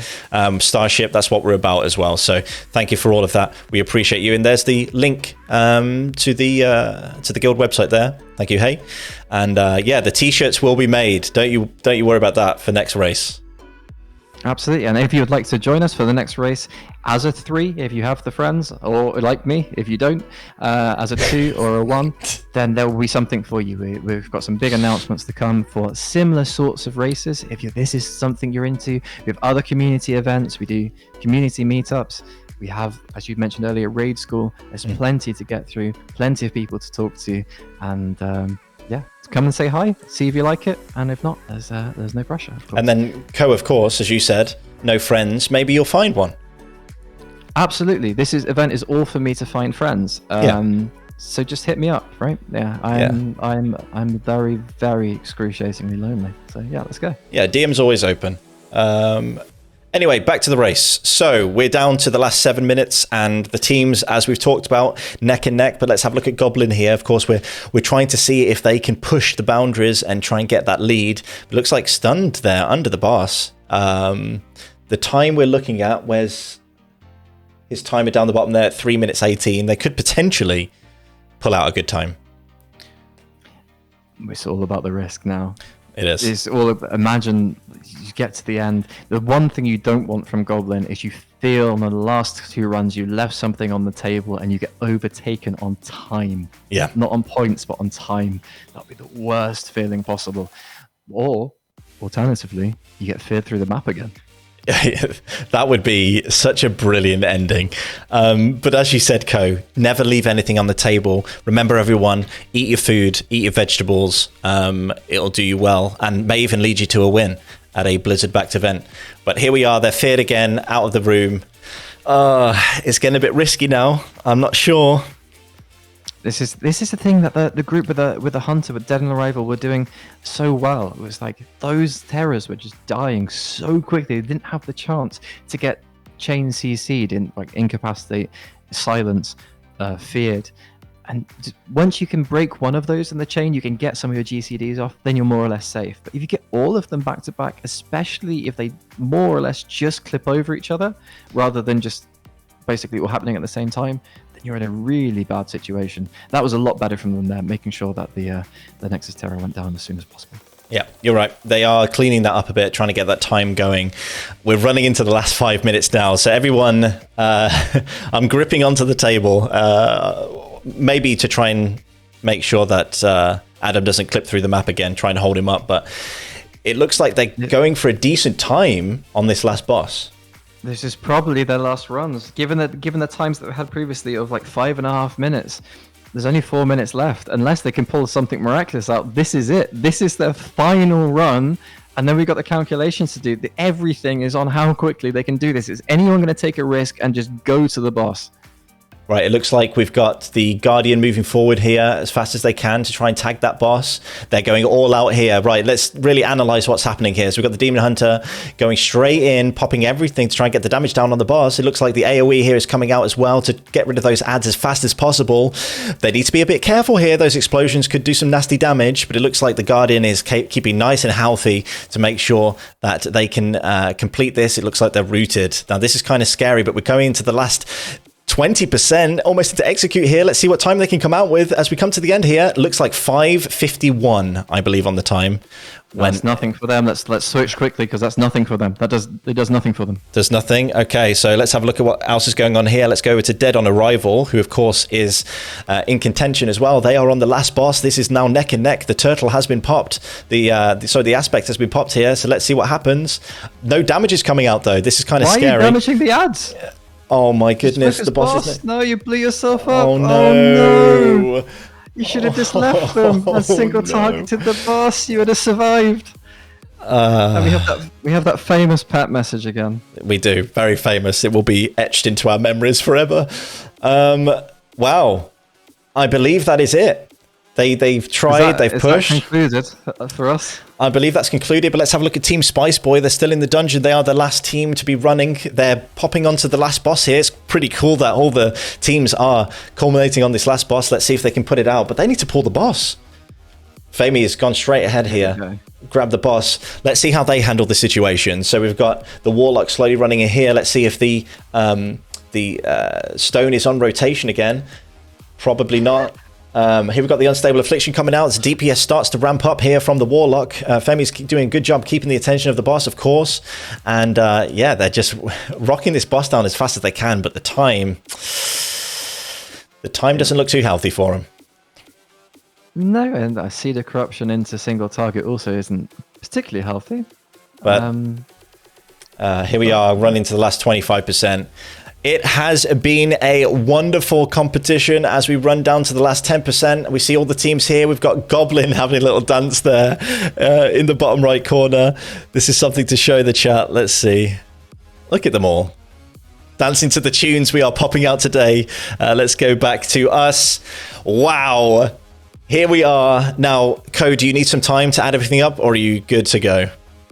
I will need some time for the scores to be independently verified. Absolutely. By myself. So we'll get that verified right now. And we'll get that verified right now. But first, I want to thank everyone in chat for coming along today and watching this race to world worst. We've had 4 incredible teams that put a lot of time and effort into running these dungeons, and they've done such a great job. We've seen some incredible things. We've seen clipping out of the map. We've seen strats at the end of time and end of dungeon coming through clutch. We want to thank again Blizzard and RaiderIO for their support, and Blizzard for the loot that they've sent over for the winners, which we're going to find out in just a moment here. Last call out before we get the winners. Starship. Okay. This is the guild that we're a part of and who we've put on this competition. We do more things like this. We have meetups, we have schools to help you as a raider, as a Mythic Plus player. We have community socials. To be a part of that, head on over to the Discord, and we've got many great people there who will be there to help you out and help you with everything. So, Co, tell us, who has won the race to World Worst Burning Crusade? No. I'm joking. Oh my goodness. I will... Don't do this to me. So, right. So, given that, let's build it back up again. The drop in tension and back up. So, at the end, we had a tie. So we had to go for total time. And in total time, there was, on the last messages I was given privately, 12 seconds after 4 dungeons. The tie is between the good, the bad, and the ugly, who finished on 7 points. Thank you, Babs. And Goblin, who finished on 7 points, I believe. Okay. No, 8 points. Both on 8 points. Both on 8. Okay. I did 6 plus 2 wrong. I did 6 plus 2 equals 7, which is a mistake you should never make. Okay. Going back, so we had, from the start, good and bad, the ugly got 1 point on Ramparts, 3 points on Blood Furnace, followed by 3 on Sethic, and 2 on Mana Tombs. And Goblin managed to get 2 points after getting beaten at the last possible second on Ramparts. It's 2 points. Plus then their 3 points for winning Blood Furnace, of course. Yes. And I've screwed something up here, but we'll keep going. And then they obviously got 0 points on Sethic after the famous point from Spice Boy, which will bring them to 5 points plus the 3 from what they just did at 529. So just to recap, the good, the bad, and the ugly got 1 point from you're Ramparts. Killing everyone. The chat is dying.